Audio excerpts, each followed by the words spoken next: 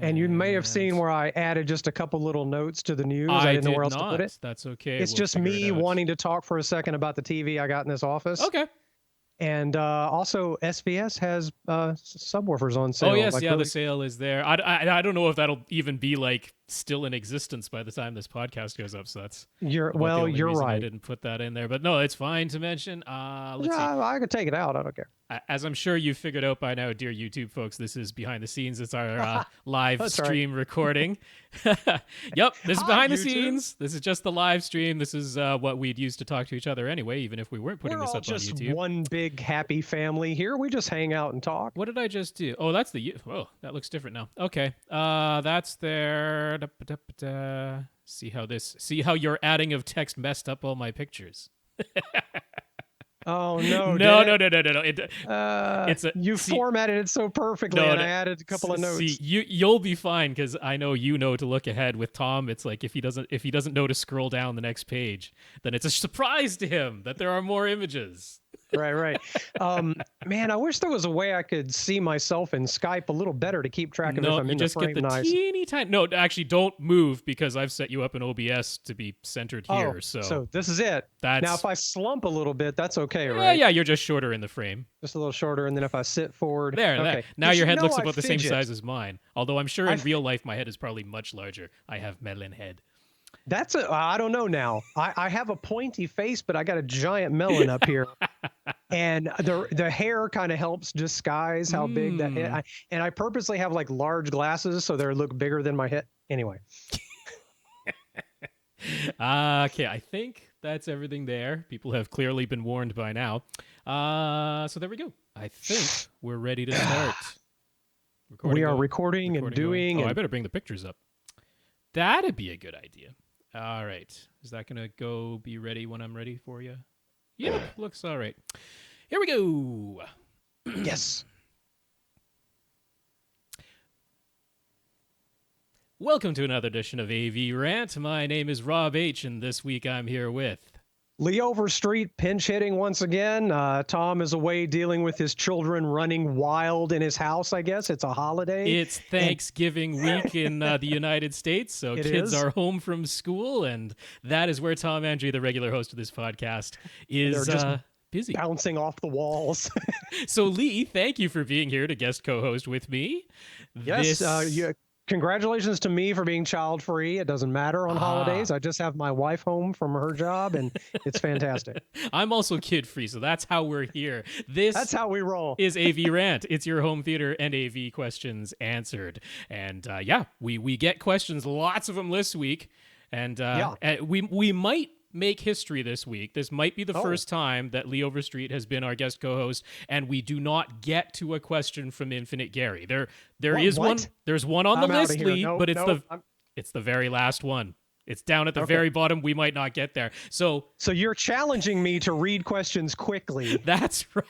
And not make this take forever. That's there's 20 questions on the list. I don't think we've ever gotten to all 20. So yes, 20. God, I don't know if we can do it. I don't know. Although I didn't get a ton come in this Monday, so maybe we should save some for next week. And if you would like your question answered on this podcast, all you have to do is ask, and the best way is by sending it to our email address, which is question@avrant.com. In case you couldn't guess, AVRant.com is our website, and you can come over there and leave comments there, although I haven't checked the comments in a while, so who knows? Maybe questions were left there and I didn't even check, but question@avrant.com is our email address. That's the best way to get in touch with us. You can also reach us on Facebook. That's facebook.com/AVRant Podcast, and on YouTube, youtube.com/AVRant, where you can see our lovely faces side by side. That's what goes on over there.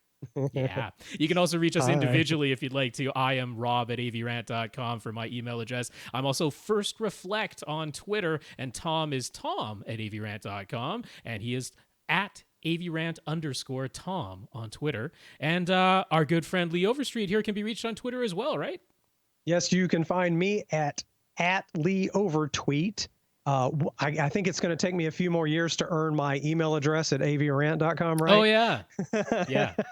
You got to get the 10-year badge. Believe me, before you can get the I do a lot on this podcast as far as putting together the questions and all that, but as far as the technical side of things, I know next to nothing. That is all left up to Tom. That's how we divide our duties. Right. And well, people are finding me on Twitter. In fact, I forgot I got a little question that may have to go in next week from someone that I could not answer about backing up 4K movies off Ultra HD Blu-rays, and I don't know if that's possible. Oh, okay. I think I was tweeted on that somebody too. Must, so that was somebody was asking that. Yeah, I'm sure multiple people are, but it might have been the same person reaching out to both of us at the same time. Probably. Well, we want to start our podcast by thanking our listeners of the week, who are people who support this podcast in some way. Now, if you come to our website, avrant.com, over on the right-hand side, it says support AV Rant on the desktop version. I want to throw that in there every once in a while. If you're looking at the mobile version, you won't find it. So scroll down to the bottom on mobile and click desktop version. Right-hand side says support AV Rant. There's a picture of a cup of coffee, and that will take you to PayPal, where you can send us a one-time donation if you please. I don't know if anybody did this week, because that's one of the things Tom takes care of.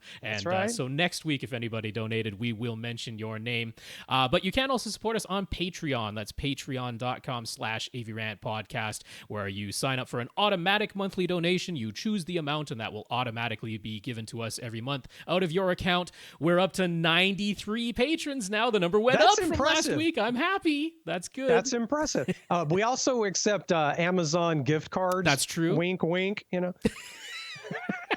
That's why you want your Leah at avrant.com email address. It's purely for the Amazon gift cards.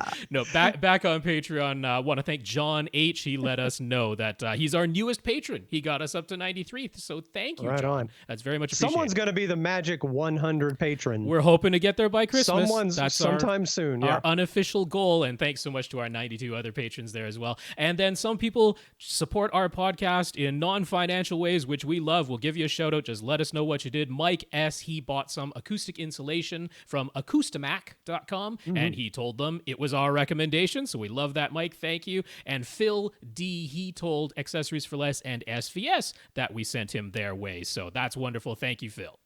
That is kind of fantastic. I like that all these specialty places, starting to know who, or very much know who AVRant is, like SVS. SVS for sure knows us. They even put us in their little "How did you hear about us" section, so that's pretty cool. Yeah. We're a source. That's right. So before we delve into the rest of the content of this podcast, we have an announcement.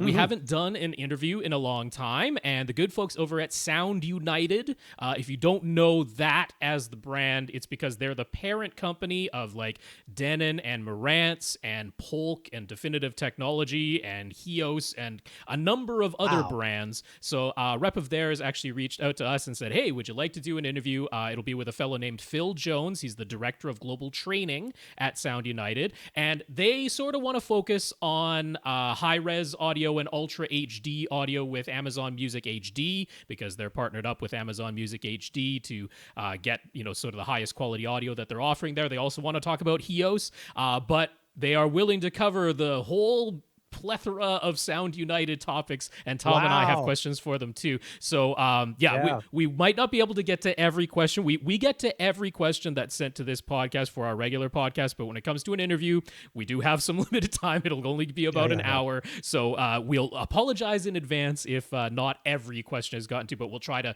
make sure we hit the big topics that we see. Wednesday, December the 11th is when that interview is taking place. We'll need your questions in no later than Tuesday, December 10th. So many possible topics there. I know, but because there's so many brands and products. Wow. That's right. But we've got questions in mind already. They've got stuff that they want to talk about and promote from them. So it'll be a packed interview. Wednesday, December 11th, again, is when we'll be doing that. It won't be live as we record it, but make sure you get your questions into us before then, and we'll try to get to as many as we can. So there you go. Sound United interview, Wednesday, December the 11th.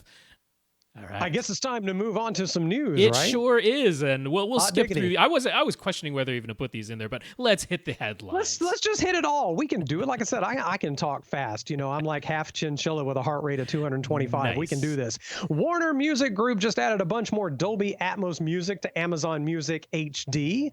So that's interesting. That's right. It relates very much to what we were just talking about. Before it was Universal Music Group, I think, was the ones who had all of the Dolby Atmos music tracks, and now Warner has gotten on board. They've added a whole bunch more. So that's growing. So are there any artists I would know that are mixing things? You know what? They didn't Dolby mention Atmos? exactly how many albums or artists or anything like that in there. I just looked at the press release, but I'm like, it always starts with some unusual jazz stuff that you've never heard of. It's like when they had the DVD audio. It was always relatively obscure formats, and it sounded really cool. But more power to them. I hope that can take off. Netflix is now mandating that all of their original content has to be shot and finished in HDR, which caught some of their cinematographers and directors off guard. I bet it did, but I'm kind of glad they're doing that. I mean, I have no problem with it. Although, I mean, to be fair, when they're preparing, pre-production and that, and sometimes even before pre-production, things do need to be lit differently. Sometimes if you're going to be able to see detail in things that would otherwise have been clipped out to white or clipped down to black, that might impact what you have to do with your sets, how your set dressing is done, how things are lit. So, I mean, to just drop that on people who were like about to start shooting and be like, by the way, better be in HD. I'm sure that people who have approaching production and weren't planning on doing it, I seriously doubt they're going to tell them no. So the other thing you can do is just take an SDR content and put it into an HDR wrapper, essentially, right? An HDR container that doesn't actually have any greater dynamic range. Side note, that's what they did with Mandalorian on Disney Plus. Yeah, actually, I was going to mention that HDR. along with this. Yeah, HDTV Test, Vincent Teo, he put up a good YouTube video about that. They do great analysis over there of what the actual dynamic range is. Yeah, they pointed out Mandalorian never goes above 200 nits. The remastered versions of the original Star Wars movies never go above 400 nits. The thing is, I don't agree with Vincent's take that is not HDR. I mean, is it spectacular HDR? No. Right. But it is still HDR because standard dynamic range ends at 100 nits. So even 200 nits is high dynamic range. HDR. I mean, I noticed, watching on the OLED, I'm like, this is really dark. So the last episode I watched of that, I turned the lights off in the room. Yep. And it was pretty good. That's what they want you to do. It is super disappointing. Why wouldn't they take advantage of, because what does my TV do? 500 and something nits, probably. At least, yeah. Usually the OLEDs get up to about 700 max. Okay, great. Yeah, and why? So specs. I mean, why would they not shoot it? I don't get it. I don't understand. So they might have also. I mean, the camera itself can capture it. It's how it's finished, how it's mastered. Ultimately, that really decides it. So, I mean, you know what? It's an indication of this is the way the future is going. That this is what it's going to be from now on.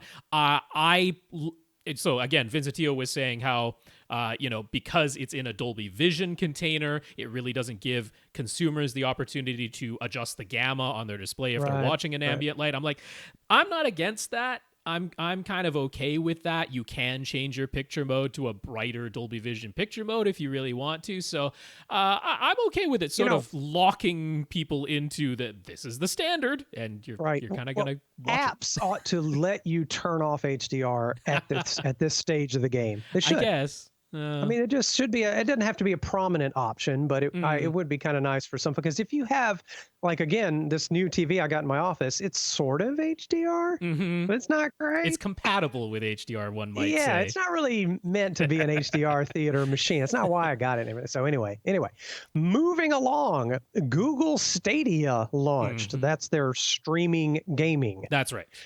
Early adopters mostly seem to feel like it's a beta to play on a TV. You really need the, quote, Founders Edition, since existing Chromecast Ultra devices need an update that Google hasn't released yet. Right. And if you play on a computer or a Pixel phone, you have to hardwire the controller. So that's games are being upscaled, not natively rendered at 4K, because can you imagine the processing power on their server farms there? And the Wi-Fi controller has issues. You can use a DualShock or an Xbox Bluetooth controller instead, but then you get more latency. And latency, to me, how in the world? That seems to be the most important thing. Absolutely. I mean, they need every little bit that they can cut down. So that's why the best experience isn't going to be had with a Bluetooth controller, unfortunately. So, and I'd be at the mercy of Comcast. And the crappy connection I have to the rest of the universe. Pointing out how if you are... So it's on their end that it's being rendered at 1080p or 1440p, and then it's being upscaled on their end sometimes, which means you're getting 4K being sent to you. That people were seeing bandwidth rates of about like 7 gigabytes an hour. Just don't even. So you could, why even do that? You could burn through your data cap really quickly if you have a data cap. Yes, you could. So I think they should send it out in 1080p, but I kind of get it's the whole marketing thing. So, and it's so frustrating. So again, it's where dumb people mess us all up.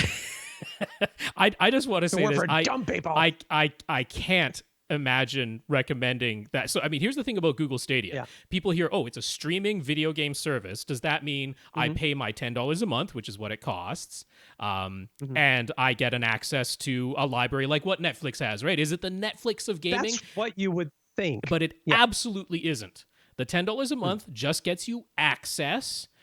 You get one free game a month, but all the other games, you have to pay full retail price for those games. Okay, so it's a no in every direction. And that's then, a no in every direction. I mean, like, it's Google, man. I don't believe for a second that they're going to continue with, like, the moment somebody, like, forgets about it over there, they're like, oh, yeah, we had a thing called Google Stadia. Let's just turn that off. And then everything you bought, I mean, it's Google, so they'll probably refund everybody at that point, but like, I can't in good conscience say that this is the way to go right now. No, this would only work for simpler games with simpler graphics, nothing higher than 1080p. Just the fact that it seems to function pretty well by all accounts. I know, I haven't tried it. I know, I'm not but going I keep to try thinking, it. just so many problems at the home end, you know, well, at my end, things I can't control. Here's all the thing we promised, and then a whole bunch of it is just not here yet. So it kind of feels like it's a cool idea, but it's just that latency time. We'll get there one day. All right, so I'm just going to throw in a quick micro review of a television. Right. So I bought a new TV. In the office I'm sitting in right now, and you can see the reflection of my lights hitting my glasses today because my eyes were irritated. How come you froze over here? Your video has frozen on my end. Let me see if I can transition us and come back. It might come back. We can try. All right. Well, everything looks good. In any case, I know you're moving in my talking. Skype window, so I'm not sure why I've lost you inside of my OBS window. Man, technology. I know. So anyway, real quick, I had a 49-inch Sony in this office from 2009. It did 1080p, and it was a great television. It was like the last generation that had an S video. So I'm very sad that it got hit by lightning a few years back. And ever since then, you know the trick that people used to do when they had the old console televisions in the 1970s, if it broke, you'd put a smaller TV on top. So I just went and got a 32-inch TV from another room and put it like in front of the 49. So I really kind of redneck janking it up in here for a while. And it's like, it's time to make this work better. And so they had a sale going on at Best Buy on this television. It was a 55-inch Sony X800G. Okay. Yeah, that's a current model year then with the G at the end. That's right. And it was only $500 for a 55-inch Sony. Now, it's their entry level. This is not, you know, if you're used to OLED pictures or something, you're going to be completely disappointed. But for the dollars I paid, I'm going to say it's a pretty damn good deal. And also for my purpose. Now, you know, I'm a real nitpickler when it comes to viewing angles, and TV does not have good viewing angles. End of story. Yeah. So if you're in a situation like me where the viewing angle isn't important and you don't need it to be your sort of reference OLED kind of HDR television, right? I'm going to say it's a decent little TV. It has a weird combination of features. It's got a LED backlight that's fixed. There's no dimming zones or anything like that. Again, this is entry-level TV. And the color is pretty good. The strange thing is it has less options than other Sony TVs because it's the entry level, but it has weirdly very complex options if you want to calibrate it yourself. Right. Yeah. Like so this was the one that has, so it's a full array backlight, but it's not local dimming. That's right. Yeah. Correct. It's not edge lit though. Right. No, it's not edge lit. And you can set the RGB gain and bias for 10 different points. Oh yeah. That's your grayscale calibration. Yeah, but they give consumers that option, and I have no way to measure. How do I know if I'm getting that right? You'd need CalMan Home. You'd need a colorimeter, and to really do it right, you'd also need a spectrophotometer. So Right. So yeah. I just can't. I suppose Oh, I you could can. go. It's about $1,000 worth of equipment there. Okay, let's say what can I do with $0? It's not Oh, much. well then, no. Hire a calibrator, and that will also cost you several $100s. Exactly, and that ruins the whole point of buying a $500 television, doesn't it? So anyway, I keep gesturing to it because it looms in the room now. I Right. didn't mean to get one this big, but it was only $50 more to go from 49 to 55. $50. I'm like, all right, why not? So if you're looking for a secondary larger television, not your main TV where you're going to really get critical about 4K or HDR, it has an HDR.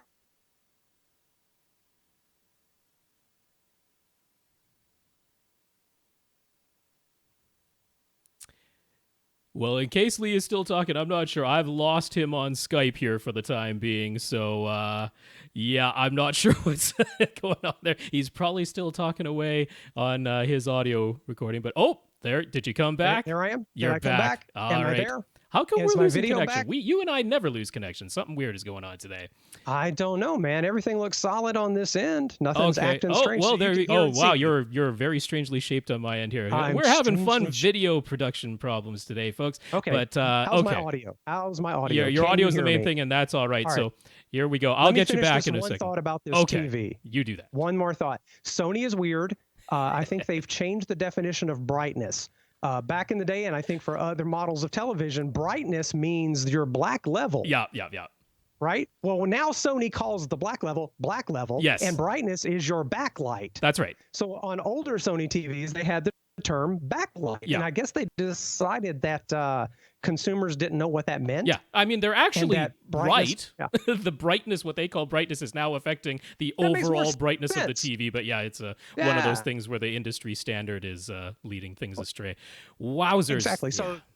So there we go. If you're still needing me to talk, I can continue on. No, it's okay. So We'll mention the last quick bit of news, which is that SVS has magically brought back the PB12 NSD and SB12 NSD subs. Yet again, I didn't expect them to see them ever again, but $400 and $500 for the predecessors of the 2000 series. So hop on those very limited stock. I don't know by the time you hear this if they'll still be around, but they were there. All right. So just to check, I'm going to text my wife and see if she's streaming anything and tell her to stop just in case. You're I don't right. think she is, but I'm going to do that. So if you'll read that first comment coming up, Absolutely. it's comment time, and I'll do this, and then we'll get back on track. All right, sounds good. So while we sort out technical issues, Bernard T wrote to us on Facebook, and he was just finishing up his custom-built fireplace with a niche for his TV. He's got shelves on either side. So we kind of shared a laugh over how he mentioned to us that he had just started to listening to AV Rant again when we were saying how much we hate TV niches because it restricts what size of TV will go in there. But he says that's a heck of a niche he has, though. that's right. It'll fit an 85-inch TV or smaller. Yeah. So he says he believes he'll be all right, but that's great. We got a few photos that he sent in here of the progress that he made as he installed his fireplace and then the TV niche and then his shelves and that. So the finished results look like they came out of a magazine, to be honest. It's beautiful. That It's TV's absolutely looking fantastic. beautiful. And he did the right thing. He's got a place for like components or center channel speaker, right. and he's got a beautiful fireplace. And that it's a bit high for me on the screen, but man, it's gorgeous. Oh, it's wonderful. Good job. Excellent work. Happy to see that. And yeah. Very happy to say that. Yeah, his Alrighty. installation looks magnificent. Okay, so now we're going to do last week's questions. That's right. Which we always start 30 minutes into the show. So I hope everything's looking and sounding good. We're going to go straight on into Damien D from last week. He has a few different questions. Damien got some leftover, quote unquote, leftover Owens Corning 703 insulation from a friend at his church who just built himself a recording studio. So Damien has 11 pieces of 2 foot by 4 foot, 2 inch thick 703, plus some acoustically transparent fabric, all for free from that friend. He'll need some more fabric, and he wants to know what he should do about frames. Should he get ready-made DIY frame kits and some fabric from Acoustimac is his first question. Doesn't that just depend on your own DIY desires and abilities? Because it ain't that hard to build 2 inch rectangles Nope, but if you 2 inch want thicker. all of your little, pilot holes pre-drilled for you, so that you literally just need a hand screwdriver to screw it in there, you don't need sure. anything to cut or pre-drill or anything like that. Yeah, I mean the DIY frame kits that they offer there. The one thing is, I'm not sure. There was a time a while back where they only offered it with solid backs. They had like a thin little, I think it was like 1/8 inch thick piece of a solid back, and I didn't see ones that didn't have the solid back. I wouldn't want one with a solid back, to be honest. Really? Why is that? Because it reduces your air gap, and you're getting the bounce off of that solid back all the time. True, and then that solid back might vibrate a little bit as well. There's that too, and it was a pretty thin and flimsy one. So if they offer one that doesn't have the solid back, I mean, if the only way to get it is with the solid back, I guess you're kind of paying, especially on the shipping side, for something you don't really need, and I probably wouldn't even make use of anyway. GIK does have ready-made frames as well, but they are a bit more expensive. So yeah, it's a little bit of you'll have to decide what's worth it to you, but Sure. I'm not opposed I'm not to the frame kits. Yeah. Oh man, we are not having a good connection here. Oh, we're doing it. Yeah, it's not working out here, Lee. Are you hardwired into your computer? Yeah. Yeah. This computer actually has a network cable going. Man, oh man. Is it on my end? What's going on? What could be happening? It's also a beautiful day. It's like 21 degrees Celsius. The sun is out. It's gorgeous. Nothing's happening. There's no high I wind, apologize, folks. Yeah, let's go on to B, because I think we've answered the question, frame one. There we go. and we'll see what happens. He's got his huge, wide open, echoing living room upstairs, where we said to just put absorption anywhere and everywhere that he can. I actually, from the pictures, remember this. We've talked about this one of the shows that I was on. But then he also has his theater in the basement, which now has carpet and his drop tile ceiling. Where should he prioritize using these DIY panels? Well, let me just say what I think is I'd rather have, like, instead of having two okay theaters, I'd rather have one excellent theater and one decent theater. You know what I mean? I'm in agreement there. Yep. I think I'd go ahead and make that basement as good as it can be, because the living room has those ceilings that extend into the troposphere. Yes. You know, like they're so low, flying satellites are hitting his roof. You're never, ever going to make that an A+ theater. I mean, it would take way too much treatment, in my opinion. You've just got that big old echo. So, well, I mean, I see where he's coming from, in that Yeah. he probably needs treatment most in the living room, because it's most likely an echo chamber there. But at the same time, you're only talking about 2-inch thick insulation, which, I mean, it'll help for the worst of the reverberation and the vocal echoes and things like that. But you can probably optimize your basement theater using what you have, more so than, I don't know. I mean, I guess you would help the upstairs, but you would optimize the theater downstairs. So, I mean, I can't tell you, there's no wrong or right answer to that. Sure. I mean, if what bothers you the most, because, I mean, in his basement, he does have a drop tile ceiling with acoustic tiles in there. He's got carpet, so he's getting some there. He's got carpet in there, although I think he was going to remove that carpet, but at the moment in the photos, it looks as though he still has carpet in there. So it's not as though the basement is probably echoing in any way, whereas the room upstairs is echoing. So it's almost a matter of, if what's upstairs is bothering you really badly and you are able to use those panels upstairs, then I could see doing that, because that might, you might watch a lot of TV upstairs. I don't know how he uses his house. And if it's honestly a problem right now, then yes, absorption anywhere that you can put it, whatever you can do DIY to make it aesthetically pleasing.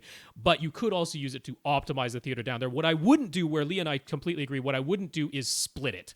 I wouldn't put some in the theater and some upstairs, because you don't have enough to do both. I would pick one or the other. That would be my instinct says, let's focus on one room as being the critical watching room, and the other room is the secondary room. I mean, that's exactly what I'm doing with this office TV I've been talking Right. about. So that, we got the good OLED. So yeah, it's just my opinion. He goes on to ask, his mother managed to get him a motorized 100-inch projection screen from someone she knows. That's an interesting thing for your mom to find you. That's awesome. My mom has never found me a 100-inch projection screen. That's awesome. It doesn't fully retract, so they were giving it away, but Damien is fine with leaving it rolled down all the time. Sure, because you got that theater. That's right. He eventually plans to get a larger silver ticket screen and an Epson 5050 UB. But for the time being, with no money to spend, his wife went ahead and got them a quote-unquote white van projector, an Insight IS770 that forums warn is a scam. But it was super cheap and actually functions, so he's fine using it for now. Hey, Sure. man, I get it.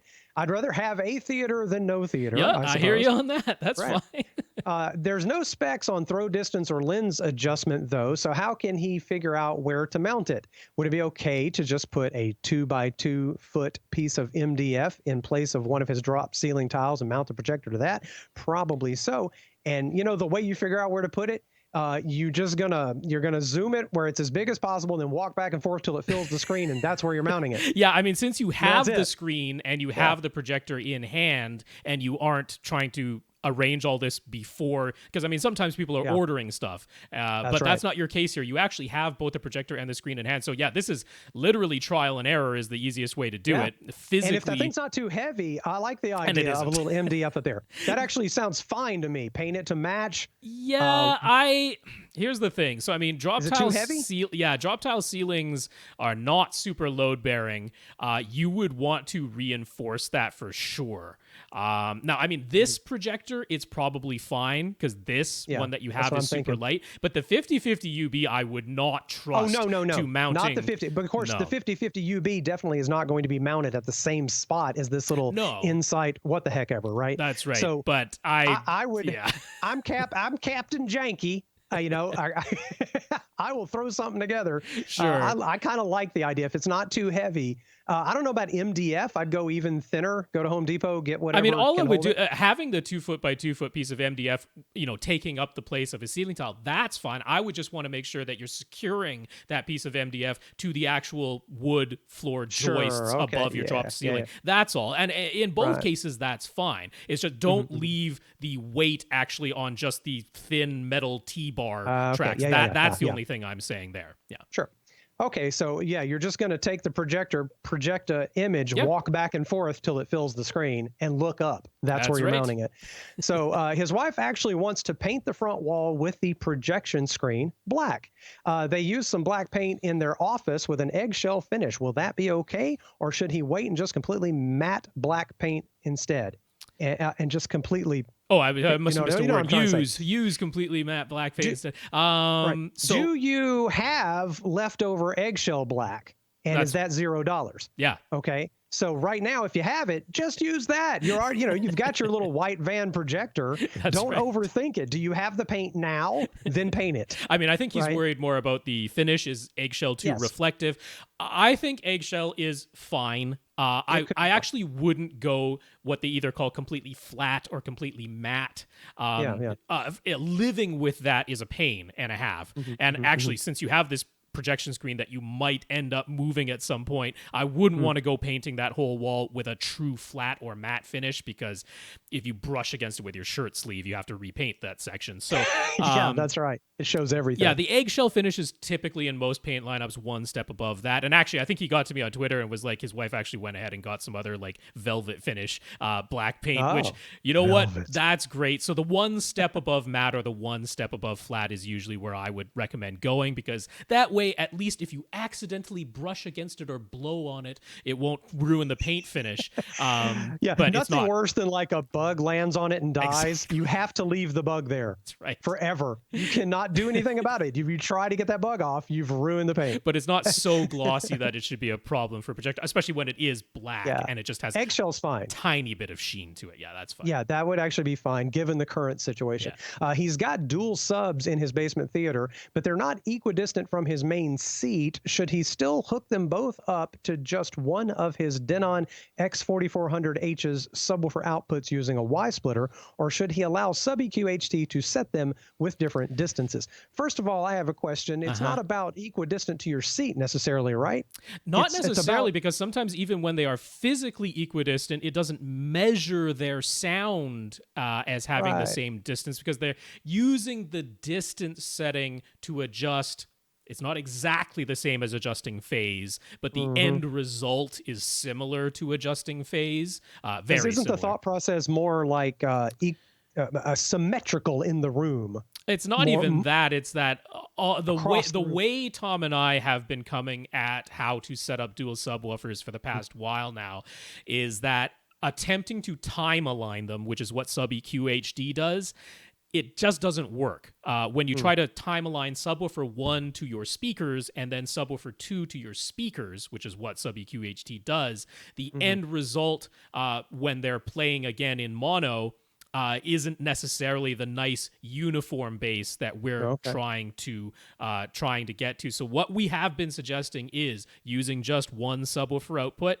So both subs are getting exactly the same signal, but that does mean that you have to manually adjust the phase to get uniform bass, which is essentially just a trial and error process. So, I mean, I've detailed that in my 12-step guide to setting up dual subs that I posted on avrant.com. So that's something I've linked to several times, but we'll link it again because we never mind doing that. And do we have, I haven't even looked lately, is there a page on the website that is just a link to various guides and nope. And we don't organize our website very well. Like a reference page. You need like a reference page for these commonly. One day when we get a new producer, somebody can go back into our archives and do that for us, because Tom and I don't have time. But no, we'll have the link for the 12-step guide for dual subwoofer setup. And it'll be a trial and error process, but that's the way we would come at it. All right. Many years ago, when he ripped all of his CDs to MP3, he used really low bit rates. I know that feeling, so that he could store as many songs as possible on his portable player. He regretted that once he got some better audio gear, but then Apple had their iTunes Match program, and he replaced pretty much everything with their 256 kilobit per second version. Yeah. So now that various high res, and I'm glad that's in quotation marks, audio services are available, do we think Apple might ever offer an iTunes Match 2.0, maybe let everyone upgrade their 256s to Apple lossless? They offered 4K upgrades on 1080p movies, so why not audio? I bet not, because I think they would. I don't know, but I'm betting not, because honestly, high-res audio is a sort of specialty game.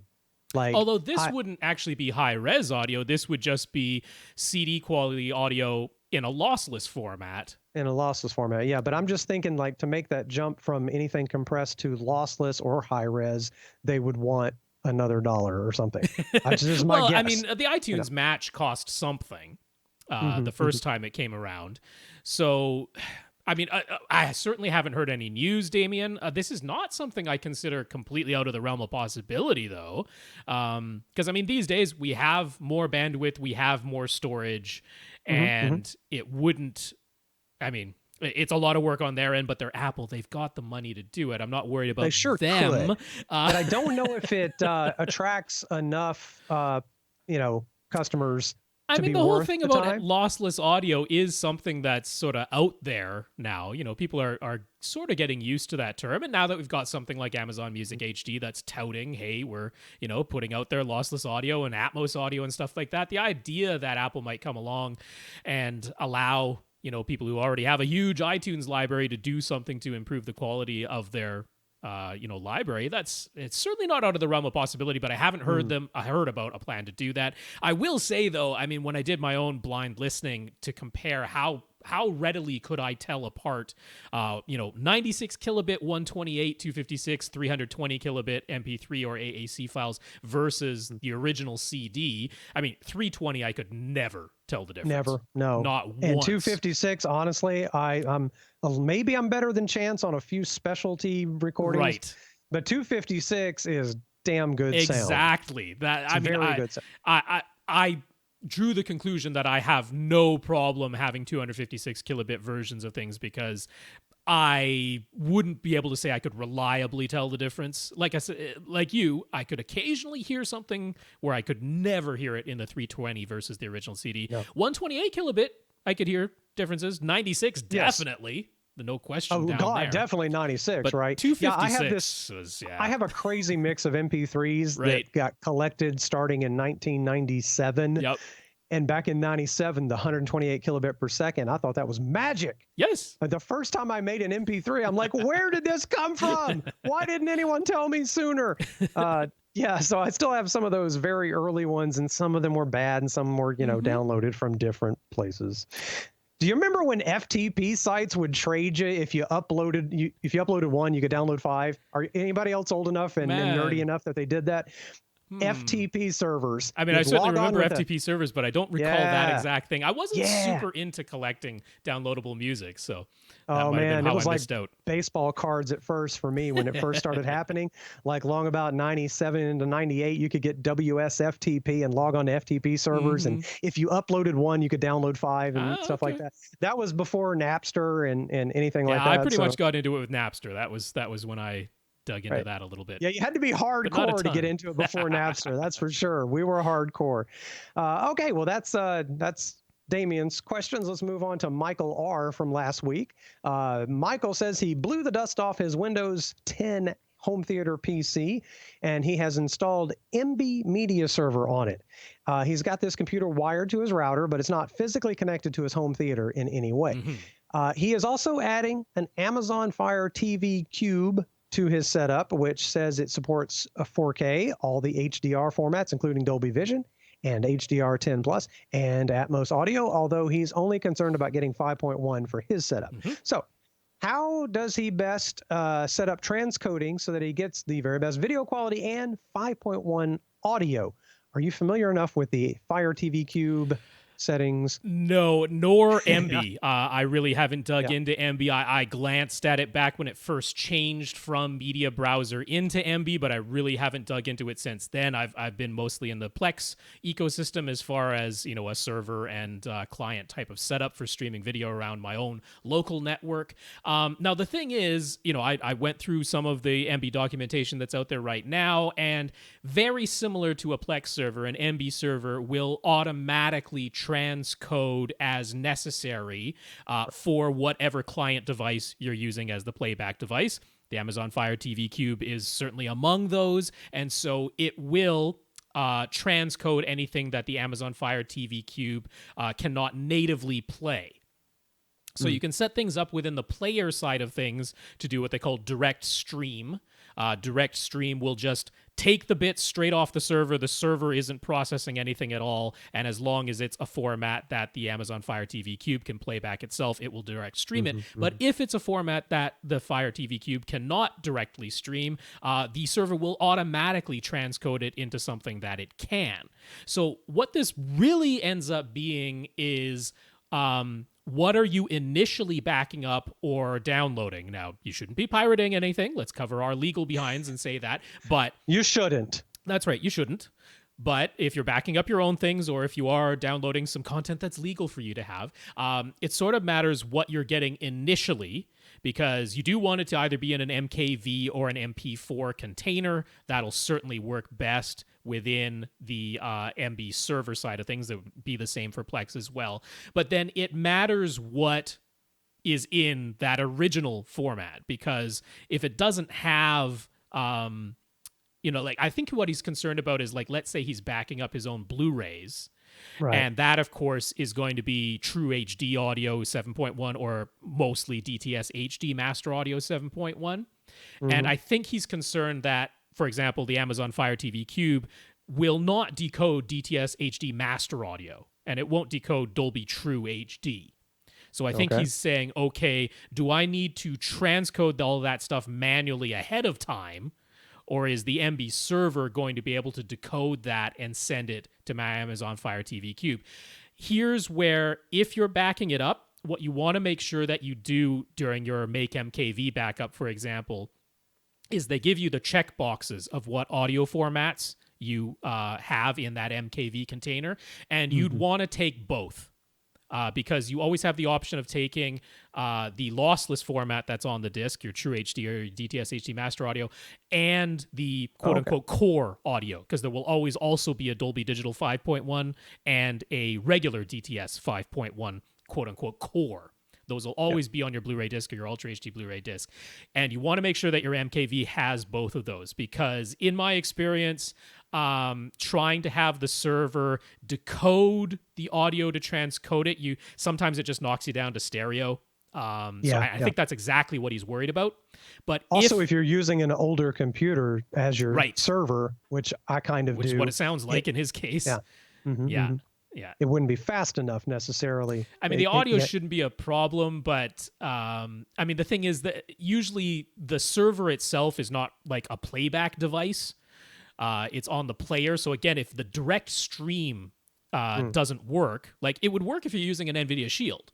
That'd be fine. It can take the direct stream of True HD or DTS HD Master Audio, but the Amazon Fire TV Cube can't. So I think that's exactly what he's worried about there.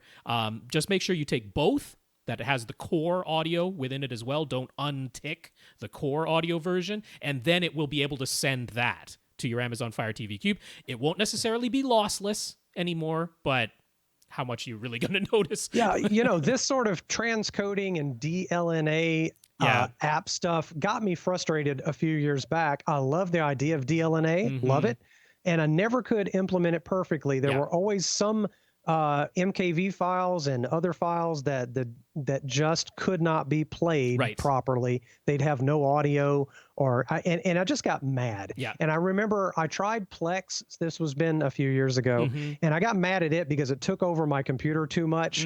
It tried to do too much and it slowed things down a little bit. And I'm like, all I want is just a tiny little program that will just serve up these files to some other thing, whether it's an app or a separate device or something. I mean, I'm all still, of these, to this day, trying to figure out what I want to do about that. Because there's a lot of stuff on my wife's computer acts as the server in this house. It has all of our music and videos and pictures. And I'd love something that can just simply read from that and display it correctly, especially on that OLED in there.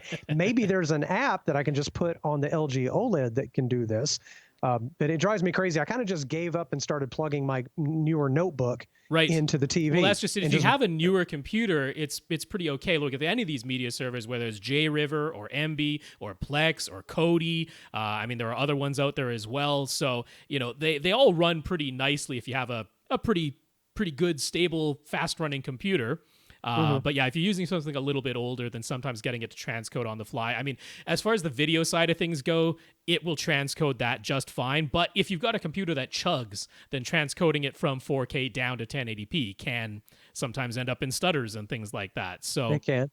Yeah, when I was doing it years ago, I was using our PS3 over wireless G. Right. And so transcoding to some much smaller bitrate was important, but now not so much. Yeah. So, I mean, if you're running into problems like that, Michael, I mean, you can certainly still go back and just use Handbrake and just create yourself a 1080p Dolby Digital 5.1 version. Will it be the absolute highest quality if you're, say, backing up an Ultra HD Blu-ray? Well, no, but it's more important that I think it plays smoothly than in like the absolute highest quality, right? So you're talking about throwing things around your network. So hopefully that gets him on the path there with that question. There you go. He's also asking, is there a good DLNA app for the Amazon Fire TV Cube? Because he, wants to do his music collection through that. I mean, I would throw your music collection into Ambi, Michael. That's what I would do. I would use the same media server program for all content, including music. If you end up switching over to Plex, it'll handle music wonderfully as well. So I wouldn't necessarily go with DLNA anymore in that case. If you've already made the switch to MB for your videos, I would do so for music as well. I don't know if there's a great DLNA app for Amazon Fire TV Cube. I don't know. And I love the idea of DLNA. It's really simple. It's also very old at this point. I know, but so am I. And I still function. So anyway, what about movie content he purchased or rented in iTunes? Any way to get that to play in full quality on the Amazon Fire TV Cube? Not right this second as we're recording this on November the 26th of 2019, but the answer here, Michael, truly is wait a little bit, because the iTunes movie and iTunes TV apps are on Amazon Fire devices now, but the TV Cube doesn't have it just yet as we're recording this. That is set to change in the very near future. So once you have, so I mean, it's not the iTunes app anymore, right? It's the Apple TV app now is what it's called. The Apple TV app is proliferating to every device under the sun because, of course, Apple wants to get their Apple TV Plus service onto everybody, and they're doing that through the Apple TV app. But the Apple TV app allows you to access your iTunes library. So it's coming. Honestly, I wouldn't go to any trouble of trying to take out the DRM from your iTunes library and transcode stuff. Like, don't do that in this case because it is coming. Just wait a little bit. Just wait a little bit. All right. Moving on to Patricio P. First up, Patricio says, thanks for discussing his mix of Klipsch Quintet and KEF T-Series speakers in his theater. He agrees that switching the KEF T-Series to the Klipsch on walls probably makes the most sense. So he'll get back to us once he tries that out. Good. Now on to a different room. He'll be upgrading and upsizing his bedroom TV, and he decided to grab a Denon X1600H and the Focal Sib and Cub 5.1 speaker package from Accessories for less. His bedroom is roughly 13 feet wide by 19.5 feet long by 13.5 feet high, with the ceiling sloping upwards on all four sides. So he's got a big old bedroom. Yeah, it's kind of a canopy and the pictures shape in are, there. it's like pretty. I love that accent wallpaper on the wallpaper. back wall there. Yeah, I dig it, man. That's a nice bedroom. He put the small Focal Cub subwoofer in his front left corner and ran Odyssey, but it all sounded terrible. Wow.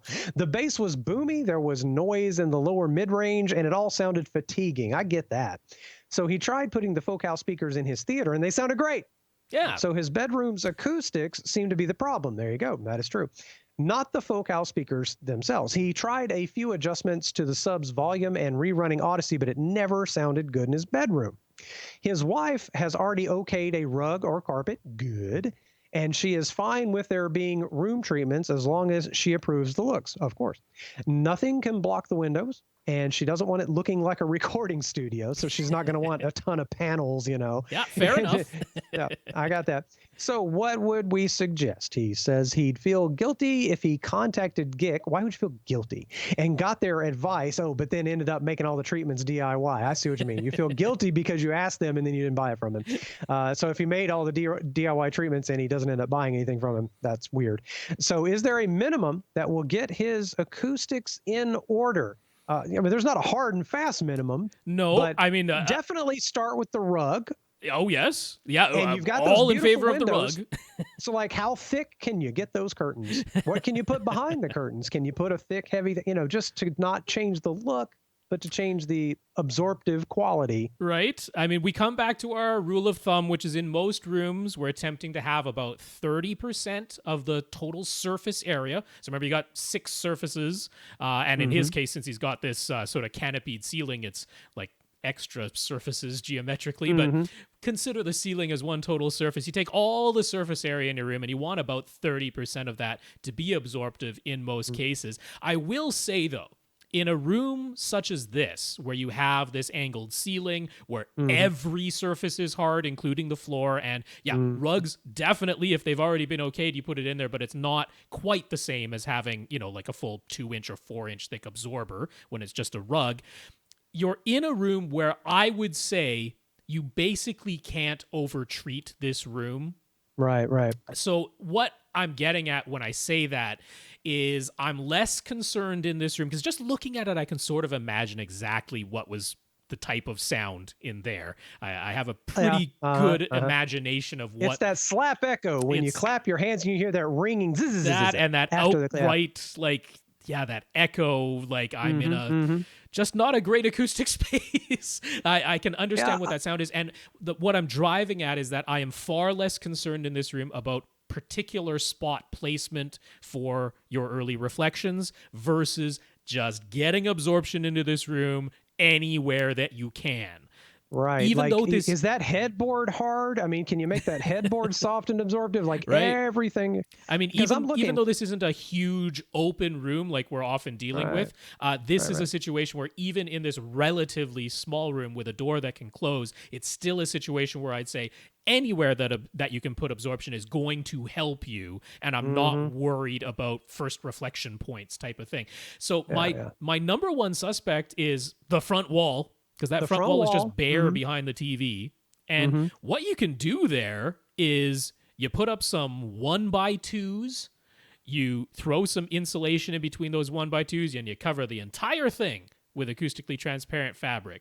You can make it any color you want. You could make it any pattern you want. Or a huge print. Could you get a huge print? Who is it that does that? You could. I mean, there's Spoonflower. There's My Fabric Designs. You could get a huge print that goes there. You could just get a pattern, a color. You could get a color that matches the existing paint. You know, there's multiple things that you could do to just literally cover that entire front wall with some absorption material. The very top of that tray ceiling, how would your wife feel about some panels that were the same color as the ceiling color? Yeah, I mean, not only that, I would go for all of the angled parts of that ceiling. And again, I wouldn't be even thinking panels. I'm thinking batting or insulation secured right there to all those angled surfaces, and you cover all of it with nice fabric. And again, you can turn it into a decorating opportunity because, or you can just have it blend in, right? But I wouldn't even bother with panels in this case. I would literally cover the entire surface with batting or insulation and fabric over the whole thing. And, you know, if you've got seams in the fabric, you can put a nice little bit of wood trim over that and turn it into a real eye-catching decorative statement part of the room that enhances the aesthetics, right? Yeah, you would want to be careful not to turn it into a room at Graceland. Right. You ever been to Graceland to see Elvis's house? I haven't. Man, it's really cool. It's really cool. Of course, I'm an Elvis fan, so I love it. There's one room where like it's all covered in fabric. I think that's the billiard room, and woo, that's a lot going on. And but so that's not what we're talking about. When he was saying, what's the minimum that he should do in here? I think that will actually get you a long way.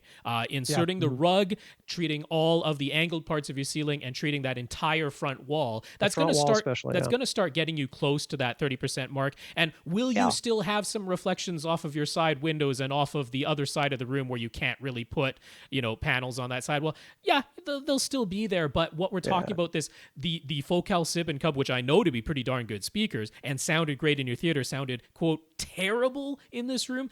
I'm suggesting will get you down from that.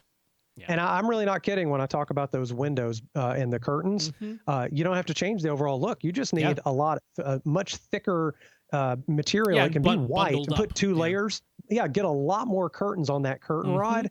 That really will help. Yep. Because he's got a spare amount of curtains on there, just enough to maybe cover the windows and thicken that up and bunch it up. And that'll help a lot as well. Let's see. I kind of lost my space. Here we go. He's hoping some Black Friday deals will mean another TV upgrade elsewhere in his house to a 65-inch 4K HDR TV. Yeah. He's very tempted by an LG OLED. But he's got kids and he's a little bit concerned about burn-in, and 65-inch LCDs are still cheaper. So what are our thoughts on what he should choose? My thought is, as a 65-inch LG OLED owner, is you buy that. Unless your kids purposely want to burn in the TV, it's probably not going to happen. As long as you can walk through that room every now and then and make sure it's not just being ignored with a static image on it. Right. It's not going to burn in just because they leave a game on for a few hours. Not for that. No. I mean, there's a few things that you can really do. First of all, like I said, I wish I could just say you don't have to worry about burn-in at all, but that would be a little bit irresponsible because it can happen. But it's harder to burn in an OLED than it was to burn in plasmas. So I never burned in a plasma I used the same plasma for, what was it, 13 years? And it's 13 years. It's much harder to burn in an OLED than it was to burn in a plasma. So anybody who was okay with a plasma is way okay with an OLED. But more than that, like, I'll bet your kids are probably going to use the streaming services on that OLED more than just about anything else. And in the case of an LG OLED, if you pause any of the built-in streaming services, screensaver comes on very quickly. So that's not a concern. Fireworks comes up. Yeah, that's right. I love that so much. It takes 90 seconds. Yeah. comes on quickly. And I all of the modern video game systems, if you pause them, they either dim the image or put on a screensaver of their own. My cable box puts on a screensaver after a while. I don't know if yours does, but most have the ability. Most Blu-ray players have screensaver options. So turn on all the screensaver options on everything. If you've turned it off, that for sure, do that. But I wouldn't worry about it. It's not a problem. Unless your kids are you think they're going to run into the TV. No, they're that, but then buy a damage an cheap LCD TV too, that way too. But the other thing is, take it out of the default picture mode. Oh God, yes. Turn that OLED level down. The OLED light brightness level. If you get the OLED light level, so first of all, if you get it all the way down to 35, you won't have any of the automatic brightness limiter of the TV that some people complain about, and it's still honestly plenty bright in my opinion. But anywhere below 45, you drastically reduce the chances that you're going to produce any image retention if your OLED light setting is below 45. And I have to say, even if in the ISF night setting, like we often say, just put it in ISF night and you're almost all the way there. But even that one, I think the default is 80 in the OLED light setting, even in that picture mode, which is a little bit surprising. So manually lower the OLED light setting down to 45 or lower, and I wouldn't worry about it. Personally, I just, by my own eyeball and preference, I ended up with it at about 60 something. Okay. I think it's like 61 or 2 just for me, because I almost never watch in the dark. Right. There's almost always these torchère lights. When I'm in my pitch black setting, I have it down at, I think, 12. Because it's... What? Yeah, because that's 100 nits, and I don't want to go above that, 12 or 14 or something. Yeah. Oh, man. I mean, here I am at 60 something, but but you have some ambient light, and I don't. I do. But again, I turned it off for Mandalorian because it was a dark show. So there are our thoughts on what he should choose. Always go OLED if you can.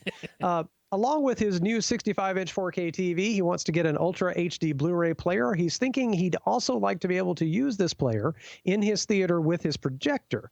We seem to recommend the Panasonic players the most. Is the UB820 worth paying twice as much as the UB420? I don't think so in most cases. So what does the 820 give you that the 420 doesn't? It gives you better build quality. It gives you quieter mechanical spinning of the disc. So if those two things are super important to you, that could be worth some extra money. Of course, the major feature is that the 820 does Dolby Vision and the 420 does not do Dolby Vision. Now, for a projector, that of course means nothing. There are no Dolby Vision projectors, so there's no way I would be saying pay twice as much for an 820 with a projector. So that's number one. Of course, if you get an LG OLED that is a Dolby Vision capable display, and if you are going to be super depressed if Dolby Vision, the little logo, never lights up on your LG OLED, then maybe that's worth $500 instead of $250 to you. But the LG OLED, which is the one we're telling you to get, does have dynamic tone mapping. It retone maps an HDR10 signal on a frame-by-frame basis and analyzes it itself and adjusts it itself. All the detail is there. Is it literally identical to the way the Dolby Vision looks? Not every time, but the major thing is that all the detail is there. So, you and I have talked about this a few times now as to whether or not it even matters anymore that it's Dolby Vision or HDR10 or whatever, because the TVs themselves can do it on the fly. Yeah, I mean, HDR10 with no dynamic tone mapping, I'd rather be able to do Dolby Vision if it's available to me. But HDR10 with dynamic tone mapping built into the display, I'm like, I don't really care about Dolby Vision anymore. So I say save the money and go with the 420, unless look within yourself and say to yourself, if I never see Dolby Vision light up from my Ultra HD Blu-ray player, I might just walk out of this house and never return. Well, then spend the extra money, but only then. Do you know the first time I've seen the words Dolby Vision come up on this LG OLED of mine was watching Mandalorian, and it was disappointing. Well, how about that? The first time I saw it, it was Mandalorian. But that's not Dolby Vision's fault. That was how they mastered it. I know, but how sad. The first time I see it, I'm like, it's okay. All right, so one more question from him. Panasonic's HDR optimizer doesn't do anything for HDR10 plus or Dolby Vision content, right? Correct. The HDR optimizer is only for HDR10, and I think we're getting to some more stuff about HDR optimizer later, so I'll address it then. But it doesn't touch the dynamic metadata formats. There we go. So now we're moving on to Alan C. Alan says, help me, Mr. Wizard, and says we get extra points if we know where that's from. I sure as heck did not, and I found out it's before my time, and that's why I didn't know. Okay. I mean, it's before my time. I'm the old guy here, and I still didn't know it. Funnily enough, I remember the reference to where it came from in The Matrix. Really? Because Neo yells out, "Help me, Mr. Wizard," at one point. But I would not have gotten that watching that, so I had to look it up, and it was a cartoon with a turtle. It was a turtle. It was what, turtle? Toodle? I don't even remember. I looked it up, but I don't remember. So we get no extra points because we don't really remember, points. Alan. I will fully admit to that. But now I kind of want to see it just because. He's moving to Florida, bless his heart, and he wants any new wiring figured out and done before they start setting up their furniture. I get that. Fair enough. He'll be putting his OLED and sound system in a wide open, quote, gathering room. I mean, that's what it's labeled in the diagram, so that's what I'll call it. I just like how it sounds like something out of Eyes Wide Shut. Oh, jeez. Welcome to the gathering room. Use Fidelio as the password to get in. Right. The space is 17 feet long, 19 and a half feet wide, and 9 feet high, so everyone can stand in a circle with robes on and candles. But it's wide open to the kitchen, dining area, foyer, and has a knee wall into a flex room. So this is a big, wide open space. And yes, the blueprint that he has sent us, it is big. It's open to everything, and that's going to be a very nice looking house. I like it's got a lanai. Ooh. I only learned that term when I went to Hawaii one time. Lanai. Very nice. And it's a covered lanai. It's gorgeous. He says he knows nothing about this space is optimal for audio. That's true. But it's a case of life on life's terms, so he's just looking for the least bad option. And that happens with most everybody, man. Yep. You got to live where you live. Yes, you do. And you can't always just rebuild your house to perfection for audio. He's mainly asking what he should do for surround speakers. He was thinking he'd go for a 5.2.4 Atmos setup. The Atmos speakers could all be in ceilings, and he'd put his two SVS PC 2000 cylinder subs in diagonally opposing corners of the, quote, gathering room. Although, of course, that doesn't mean much for the open space as a whole. Sure. Speaker stands are 100% not an option. So should he go for in-ceiling surround speakers, perhaps some of those with the angled drivers, or he was thinking he could mount some speakers on the small portions of wall at the back corners of this gathering room.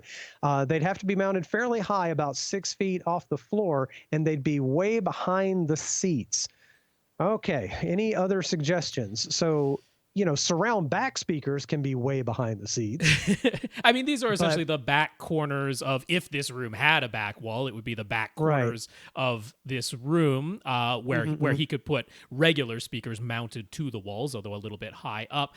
But could he mount something hanging down from the ceiling so that they're not all the way in the ceiling and could get a little bit better angle? I'm kind of betting if he did that, it would still have to be in the back corners, because it seems as though the idea here is that the speakers are well out of the way, right? That's what I'm gathering. Just not to be seen as much. That's what you're gathering. Get it? It's the gathering room. Yeah. So I have a thought outside of the surround speakers, though, which is that I don't think you should do Atmos in this room. I really don't.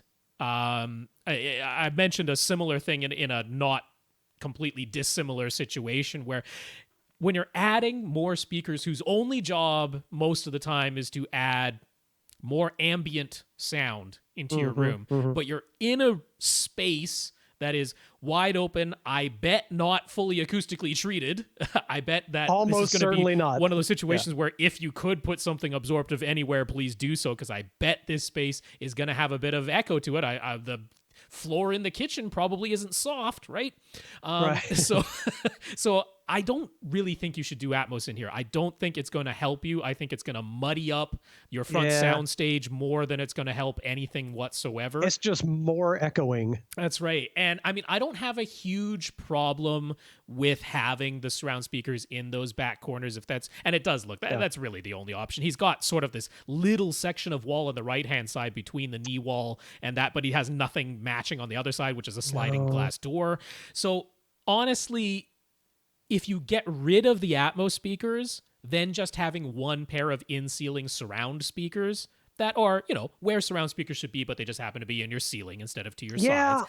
I kind of like that. I I'm don't more know in favor of that. Instead of having the surround speakers being so far back jammed into a corner. Yeah. Yeah, I like the idea of just and I like his idea of the aimable, drivers, For aimable sure. tweeters in some Yeah, the ceiling ones that speakers, have and the 15 or 20 degree angle that's built into them.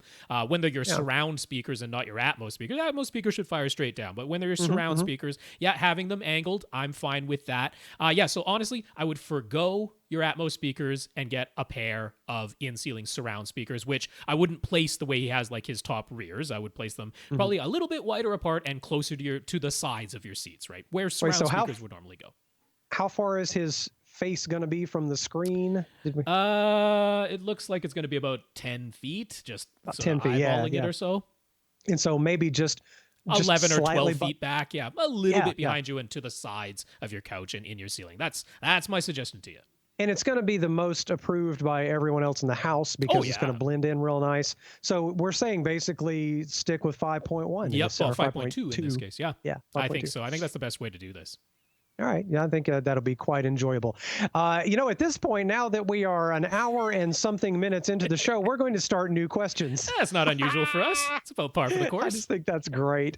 Okay, what the heck? Let's go for it. Take a deep breath. Mike S. has a new question for this week. Mike will be tackling his DIY sidewall treatments this week. Okay, fun. Since he wants to save as much room width as possible and aesthetics are also a high priority, Gick had suggested to him that he make a simple frame using 1x2s covering pretty much all of his sidewalls, and we said we agreed with that idea. Mm-hmm. Sounds right. 1x2s will, of course, result in 1.5-inch bays for insulation.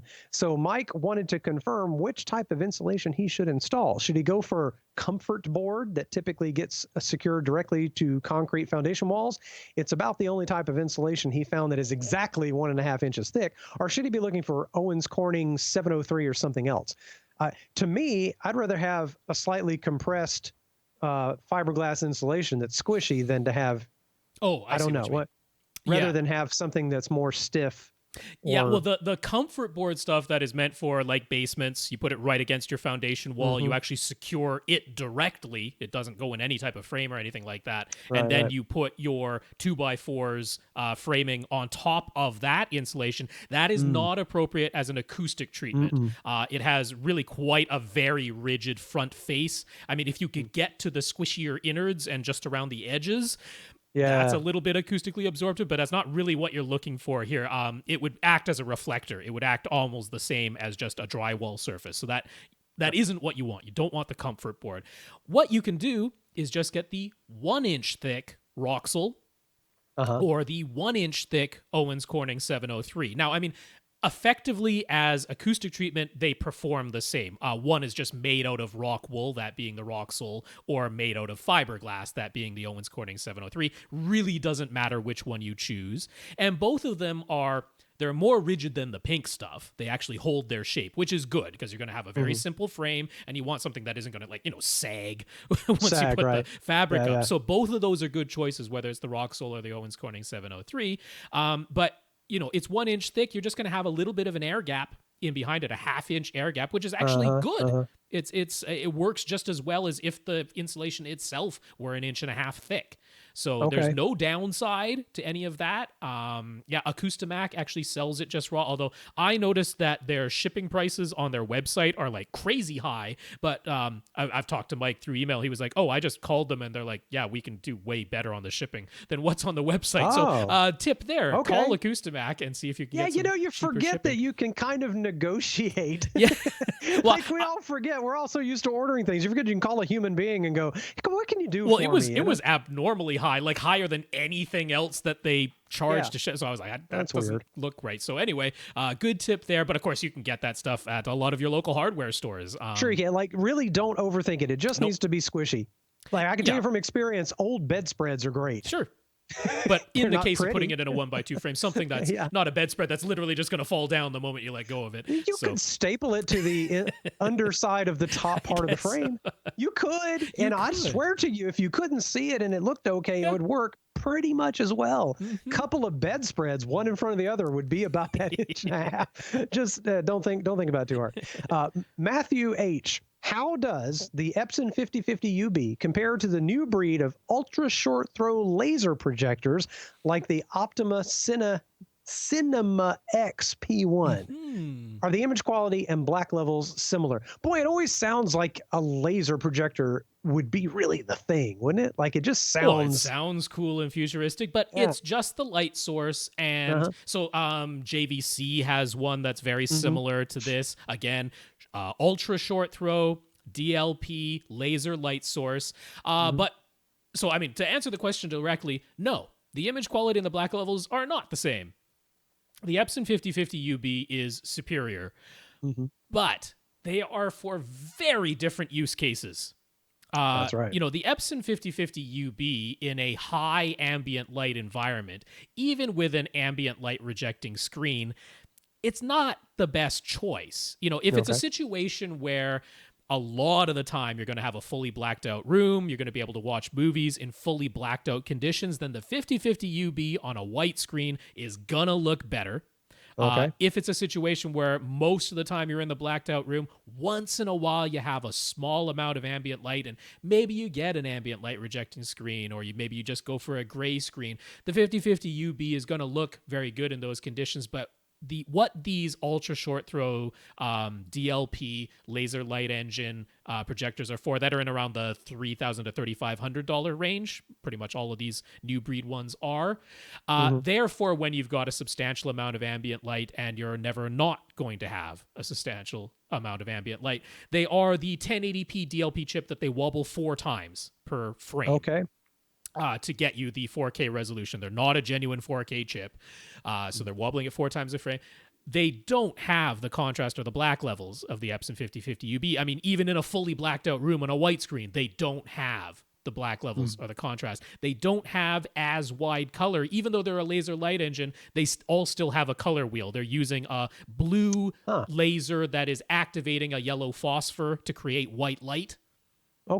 That's what they're doing with it. They're shooting a blue laser at a yellow phosphor that combines to form white light, and then it's still going through a color wheel. So this isn't like an RGB laser projector, which are way more expensive. So the fact that it's hitting a phosphor, is that the reason why because you would think a laser could shut on and off so fast you could have fantastic black levels, but not if it's making a phosphor glow, because that phosphor can't shut off and on as fast. It is pretty quick. They do mention their dynamic, black level thing, but that's only on a literally full black screen.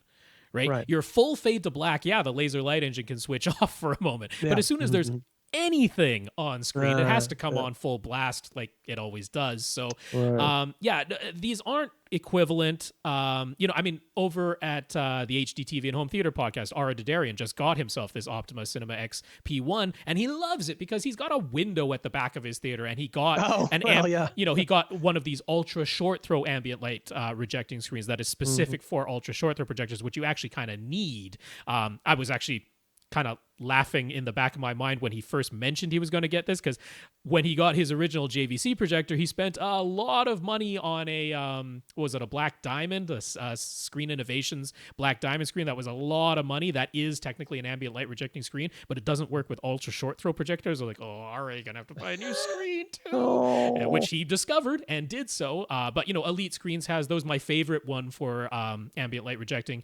ultra short throw or otherwise is from Illunavision. That's the one I would recommend to you, but that adds a couple $1,000s to the price of this thing. So now you're up into the $5,000 territory once you put them together.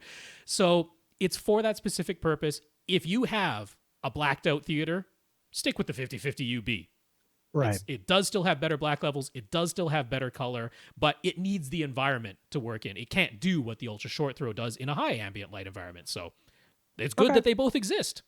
By the way, speaking of projectors, do you remember my friend asking how cheap she could go and still get a good 1080p projector? And we went with a BenQ, Yeah, she actually ended up buying that BenQ, the cheaper BenQ that was still a true 1080p. Was it the MH530 FHD? I know it's FHD at the end of there. Something, 530 FHD, I think is, Yeah, and it was so funny at first. Her husband hooked it up.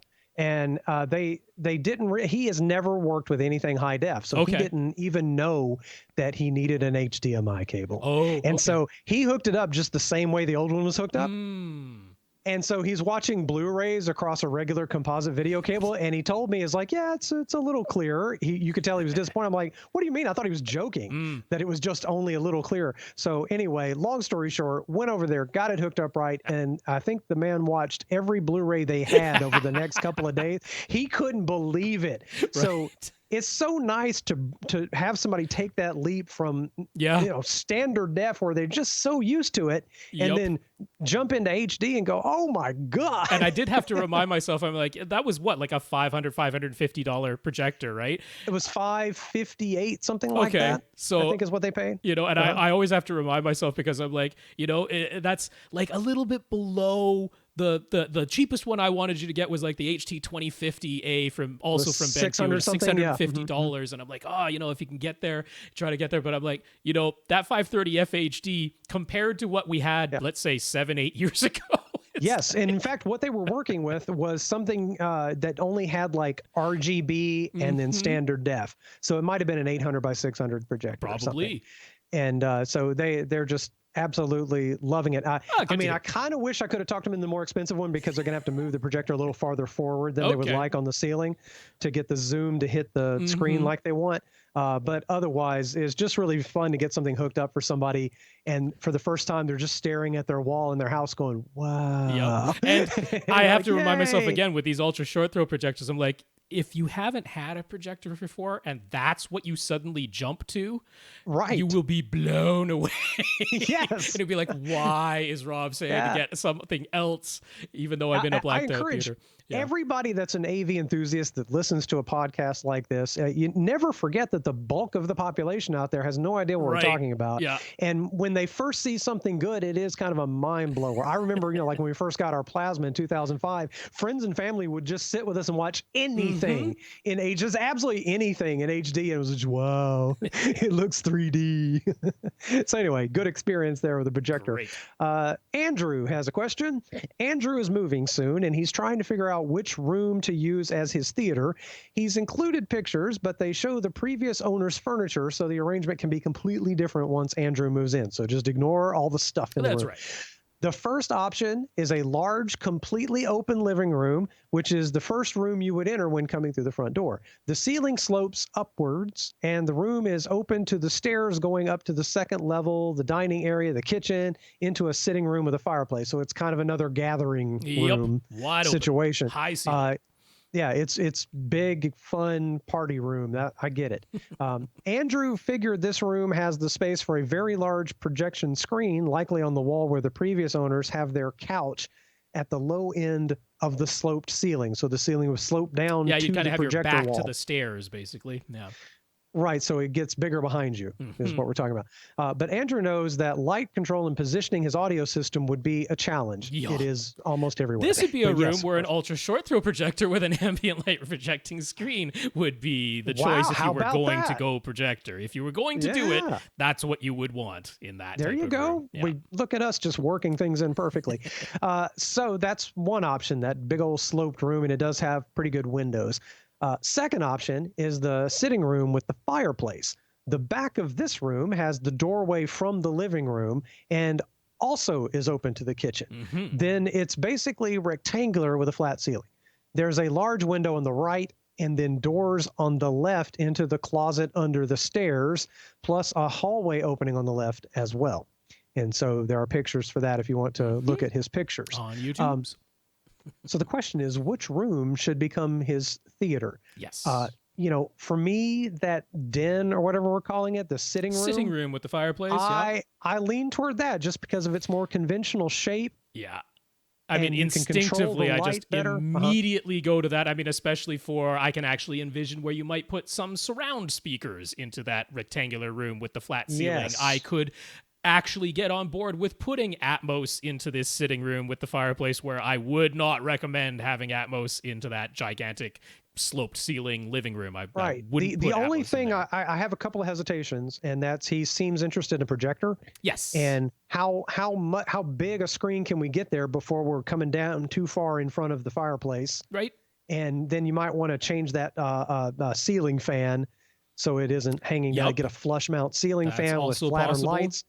But you could do it in there. And then we just have a conversation about how big can the screen be to still fit your speakers on either side. We have that discussion a lot with people who have narrower rooms, but man, that's just a lot leaning easier. Sitting room for sure. Now, I will say the fairly large hallway opening on the left, I'm like, is there any way we could put some French doors on that opening? Man, yeah. I mean, I'm not gonna tell you to start closing in this entire room, like putting doors across the kitchen opening, or probably even the opening at the back that's going into the living. Because if you're open to the kitchen, what's being open to the living room? It doesn't really make any difference. The kitchen is also open to the living room, so I'm not going to tell you to close in the back, but closing in the left-hand side. That hallway, I'm like, man, some French doors there wouldn't look out of place. I mean, they can be glass French doors, you know, like, or French doors with lights in them with glass. I got you, yeah. With glass in the middle of them, yes. Yeah, you know, that wouldn't look out of place. It would give you a continuous left wall and a continuous right wall. Yeah, they would kind of match because there's a window on the other side. That's right. Yeah. So I'm kind of, if that's something that might be renovated as part of moving into this house, I'd be very favorable of that. But yeah, you know, he's saying other shortcomings of these rooms. I mean, like I say, if you're in that living room situation, I'm like, you're not doing Atmos in there. You have to go ambient light rejecting, whereas you might actually be able to use light control to get pretty good results without going ambient light rejecting in the sitting room. You could hang a heavy curtain type thing behind you to separate the room, which is actually from amongst his questions. So I think we've answered A, and we're getting on to B, which is exactly the curtain thing there. Yeah. All right, let me go ahead and read B, and we'll keep talking about this. If he goes with the smaller sitting room, he was thinking of hanging heavy black curtains to close off the hallway opening on the left and the kitchen opening at the back. Do we think it'd be a good idea? Yes. And again, going further, I like Rob's idea of, can you have some doors installed on the left? Just because it would sort of look good, it gives you a more controllable space to deal with. And these can be retractable curtains. They don't have to be constantly in place. And you know what you could even do? You could go motorized. You could go remote control motorized, and you start hooking that into your Harmony Hub setup, which can control anything that comes with a remote. It starts getting pretty fancy because you hit watch a movie, and not only do let's say you throw some Philips Hue lights into your new overhead lighting fixture, it dims the lights, the curtains motorized closed over your windows, over your back curtain, maybe even have curtains that go over the new French doors that you installed. You can close down this room and suddenly have a real theater environment at the push of a button. How classy would that be? Come on. Is that? And the whole idea of using this room also is because that big center living area, his version of the gathering room, is always going to kind of be busy. Oh yeah, you know what I mean? And there's always going to be light. Like, you're never going to block out the light in that living room. Never. You're going to have a hard time concentrating on the movie or the football game or whatever it is in that and getting the space. Sound in shape in there. I mean, you know, with it being open to the kitchen and the living room for sure, and maybe, you know, in the hallway if he's not going to put any French doors in, like, you're not going to have the full bass pressurization 20 hertz at 115 decibels. It's not going to be realistic in this sitting room either, but in every other way you can have the better acoustic experience in there. So right. The whole situation just gets easier and has more options in the little sort of den area, becomes the media room. Yeah. So he goes on to say, if he goes with the smaller sitting room, should he use an acoustically transparent screen with his front speakers placed behind it? Now, see, I'm in favor here of a retractable screen. I am too. You know? I am too, because then it could come down and block part of that fireplace. That's right. And where you wouldn't want to block the fireplace all the time. No, and I mean, it'd be bad for the screen, right? So you don't want that. You realize what we're doing here for him? We're generating him a convertible room that changes with the press of a button. That's right. Screens, I mean, curtains all come around. How cool is that? We're talking about motorized stuff that, you know, if the money isn't there, you might not be able to do all of it right away. But imagine how cool this room becomes when literally one Harmony activity button starts motorizing things around. Screen, shades, lights dim, all that stuff. So I'm in favor of a motorized screen that comes down. I would actually go acoustically transparent, mainly because I think the best place to put your center speaker is right on top of the fireplace mantle. Yes. Right? Yeah, actually, it's the easiest for one thing. Oh, yeah. And it gets you at a nice height. It's not going to be too low or too high. And of course, an acoustically transparent screen gives you the most option. You can put it can be as wide as will fit. And you could actually still have a flat panel mounted above the fireplace if you want Just to. like it is in this picture. Just like yes. it is in this picture. I'm sure the owners are taking that with them, but Right. you could do that. And then, hey, when you want all the lights on, you got yourself a flat panel, you press the button, all the motorized stuff closes and dims, and down comes your screen, and it's big movie screen time. Again, like I said before, never forget you can negotiate. You could negotiate for that TV and not have to bother. And just have that TV already there because it looks like it's installed nicely. But I think he wants the gigantic projection screen. That's where he does. But if it comes down in front of another TV, yeah, that's right. Yeah. Yeah. See, then you've got ultimate convertibility. Yeah, and you can certainly do acoustically transparent motorized. So I'm in favor of that. Yeah. So then his next question is the obvious: what would be some good speaker options? And I see a couple of suggestions you have already there, Rob. Yeah, HSU and Klipsch. Without going too crazy over price, honestly, I think if you went with the Klipsch Reference Premier on-wall speakers, it's really gonna be easy to install on that front wall because they're on walls. It's gonna look really slick on top of that mantle. If the mantle is actually, it doesn't look like a very deep mantle, but if it is, the Klipsch on-wall center comes with a nice glass stand. So you don't even have to have it recessed back, but you could mount it to the wall. It's not going to be the end of the world. Put something absorptive on the top of that mantle in front of the speaker if you do recess it a bit, but then you're going to have them nicely mounted on the side walls. They're classy looking. You know, that's what I would go for there. All right. And yeah, I would say you probably want some fairly efficient speakers in here. So if you are a bigger fan of just a regular bookshelf type of form factor for some reason, HSU shoes horn-loaded speakers, I would point you right there. Actually, I would probably get 3 of the centers so that you get the tweeter mid type of arrangement with the horn-loaded center. You just get 3 of those, use 2 of them vertically, and I'd go for those. But I think the Klipsch Reference Premier on walls are really going to fit the bill nicely in here. Yeah, I'm unusually excited about somebody else's room here. I'm like, oh, that'd be really cool. So there you go. I think he's going to have a great time. I hope so. Room. All right. You're going to need to tell me if I'm pronouncing this name right. Yango? I think it's Ilongo. It's an I at the so that's an IL. It's an I. I look like 2 L's. I didn't want to put a little I because that's not how you capitalize a person's name. Right. Well, it's confusing with this particular And he font. isn't from Apple. He isn't Ilongo. Ilongo. Yeah, okay, so it's Ilongo. Hi, Ilongo. Ilongo wants to get a wireless transmitter and receiver kit for his subwoofer for under $150. He just has the one subwoofer for now, and the wireless signal only needs to go about 15 feet. However, he wants rock-solid reliability, as we all do, and no signal interference. He's considered the Outlaw Audio OAW3, the SVS SoundPath wireless audio adapter, it's $120, and the Dayton Audio Wavelink, which is $58, is one of those the best, or is there a different option we'd recommend more highly? Going with Outlaw on this one, aren't you?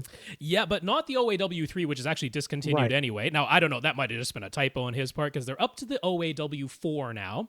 It would be the most expensive out of the ones he's looked at. It goes for $129 for the transmitter and the receiver, but that's under $150. That's in his budget. And that's the one I would go for. Even though it costs the most, I would go for it for a couple of reasons. One, by the specs, it has the longest wireless range, including through a wall if you have to.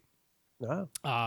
But it has the longest wire. It's 130 feet line of sight, which your room ain't that big. No. And 130 feet. And it has the automatic frequency skipping, so that if there is any interference that's coming in there, it automatically changes to a new frequency on both the transmitter and receiver automatically. And I like the form factor of it best. It uses regular RCA connections instead of having to use the little 3.5 millimeter adapters. Plus, the other ones are all USB powered, so you have these weird little USB dongles hanging off of them. I hate all that. The OAW4, it's clean. I like the form factor. Regular RCA cables work, and it has the best range and the frequency hopping. If you have any interference, yeah, it's the most expensive one, but it's gives under the you more budget flexibility for the future too, if it has that greater range and so forth. Right. So, all right, well, there's a great OAW4 suggestion. from Outlaw. Moving on, Robin G. Both Robin and his wife are musicians, neato, and both of them have some hearing loss in their left ears. Wonder what happened off to the left one day. That's interesting that they would both develop in the same direction. Different causes, but they just so happen to have similar hearing loss, same side, similar range of frequencies. That's really interesting. So is there a way to use any of the modern auto EQ programs to adjust some compensation just on the left side? There is. What? That is from possible, auto right? EQ? No. There's a way to get this effect. Yes, there's a way to do this, Yeah. but I'm not familiar with being able to do it inside of the auto EQ programs. I mean, you can certainly have Well, on my Yamaha, I could change the left side to whatever I wanted. just front left and not front right. Sure. The EQ. Oh, yeah. Yeah? I can adjust each speaker separately, even in my Okay. sort of 2014 model Yamaha receiver. Okay. It's one of the reasons I liked the Yamaha, is because I can tweak it to my heart's desire. Yeah, because I was looking at the Odyssey EQ editor app, and I mean, the reason I I'm not know sure if that it was I can, speaker by speaker. the reason I know I can is because it had a different EQ for my right front speaker, because on my right hand side, when I'm sitting in my living room, there's sort of the open foyer that's a few feet deeper, and so it's a little different. And I just kind of wanted them to match just to see what it sounded I mean, like. it certainly does EQ them individually. Like when you run the auto setup, it does the speakers one at a time. So, Yeah, And I changed just that one speaker. yeah, that should be. I mean, certainly the trim levels. That's obvious. Those go speaker by speaker. Yeah. I mean, I could adjust the Q and the Okay. amount. I got Yeah. a whole different curve for one side. Yeah, because to do it in Odyssey would have to be through the Odyssey editor app, which isn't tough, but it does mean just using your finger on a graphic on your Of course, phone. this That is becomes the new YPOW. target curve. Yeah, yours would be YPOW, and you're doing Yeah. it right on the AV receiver itself. Yeah, I mean, those would be the ones I would recommend. To do it externally, you can certainly do this with a mini DSP, but that would require you sending the signal out of a set of pre-outs from your AV receiver. The pre-outs would feed the mini DSP, and then the outputs of the mini DSP would have to feed an external amplifier. So that considerably complicates the system if you just have an AV receiver right now. God, I don't know why I was thinking Yamaha, that man. I'm telling you, I'm sure Yamaha can do it. it was just I was looking at the interface of the Odyssey editor app, and it just said front, surrounds, back. But you know what? It had a drop-down menu, so I'm sure you can choose left and right individually, because it has to. It EQs them individually. So That's right. I think either of those work. Lee can confirm for you for sure that Yamaha will do it in their YPOW program. So the answer is yes. you can do this. Yeah. So I mean, there's nothing wrong with when both of you are sharing, the same bit of hearing loss on the left-hand side. You probably want to make the front left speaker a little louder. Right away. That's super easy, and just the trim level. I'm assuming they would want to boost the treble on that side. Probably. The higher frequencies. or wherever the hearing loss happens to be. Right. So, what you could do, I mean, it would take a long time to get it exactly right for yourself, because you'd be playing like test tones. Yeah, sweeps. Pink noise sweeps and stuff until this two sides match. And of course, anyone else coming to listen, it's going to sound off balanced a bit. It's going to sound going to really throw weird, their stereo imaging off a bit. Yeah. Right. But to heck with those people. No, it's your system. But you could pop into the system and change to a different EQ. You could turn it back flat or something. Oh, right. Yeah. Use the different modes. And it would still retain your special settings, so you could use a different mode. And to do it in Odyssey, you could use the save and load feature that is, again, within the Odyssey editor app. So, yep. So, I think on my remote control, I think I have a button where I could get to that pretty quick. Okay, so there's a possibility for you. Nice. Good old Yamaha. Gurinder, am I saying that right? I think so. Okay. Your name today is Gurinder, sir. Yes. Gurinder. The Panasonic UB420 Ultra HD Blu-ray player, which we talked about earlier, has been on sale for Black Friday, both in the USA and Canada. Since Gurinder uses a JVC X790 projector, he's been tempted, even though he already owns an Ultra HD Blu-ray player. Sure. But as cool as Panasonic's HDR optimizer seems to be, it still isn't frame-by-frame dynamic tone mapping, is it? Has there been any word about players that do frame-by-frame dynamic tone mapping? Yeah, so this was the little bit I wanted to get to about the HDR optimizer. So great question, Gurinder. I'm glad that you asked it. You are correct. The HDR optimizer is not frame-by-frame dynamic tone mapping. They are actually still looking at the metadata in the HDR10 signal. They're looking at the mastering monitor metadata and the peak light level metadata that's in the signal. And sometimes those values have been zeroed out on the discs and they don't exist, at which point the Panasonic must assume that it goes all the way up to 10,000 nits and tone map based on that. So it doesn't always give you the same results as what frame-by-frame analysis would give you. I haven't heard any word about Ultra HD Blu-ray players that will do frame-by-frame dynamic tone mapping. Seems like something that should be possible, but it sure should. Flat out the number of Ultra HD Blu-ray players that we might see, I'm like, I don't know if anybody's going to release a new one. Samsung and LG have completely abandoned the market. So strange, isn't it? So, you got Sony out there who still hasn't figured out how to automatically detect Dolby Vision for some reason. Oppo's gone. So Panasonic is almost the only game in town now, aside from being the best. They're almost the only game in town. I don't know. Hopefully they do, but yeah. Are we going to lose physical media? It's getting that way, man. It's disappointing, but I guess a media player with a little SSD or something is what's going to come in the future. And we'll just, maybe we'll, most everything's in the cloud, but some people are still going to want to have a copy of the thing. Would be nice. Where I can be separate from the internet and still enjoy my stuff. That's what I care about. It doesn't have to be a disc. And it can't be taken away on a studio's whim either. Right. Exactly. And I just, as long as there's some way to own it where no one else can come get it and I don't have to be connected to the world, I still want that. Sean W. Sean is using the RBH Impression Series R55 Ti towers up front and the R515 center.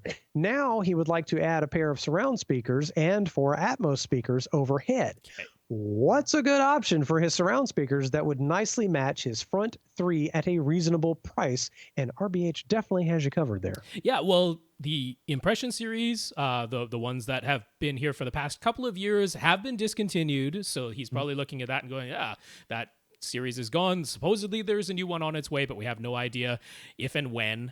So the RBH R5 bookshelf speakers are still available, though. The ones that completely perfectly match your R515 center.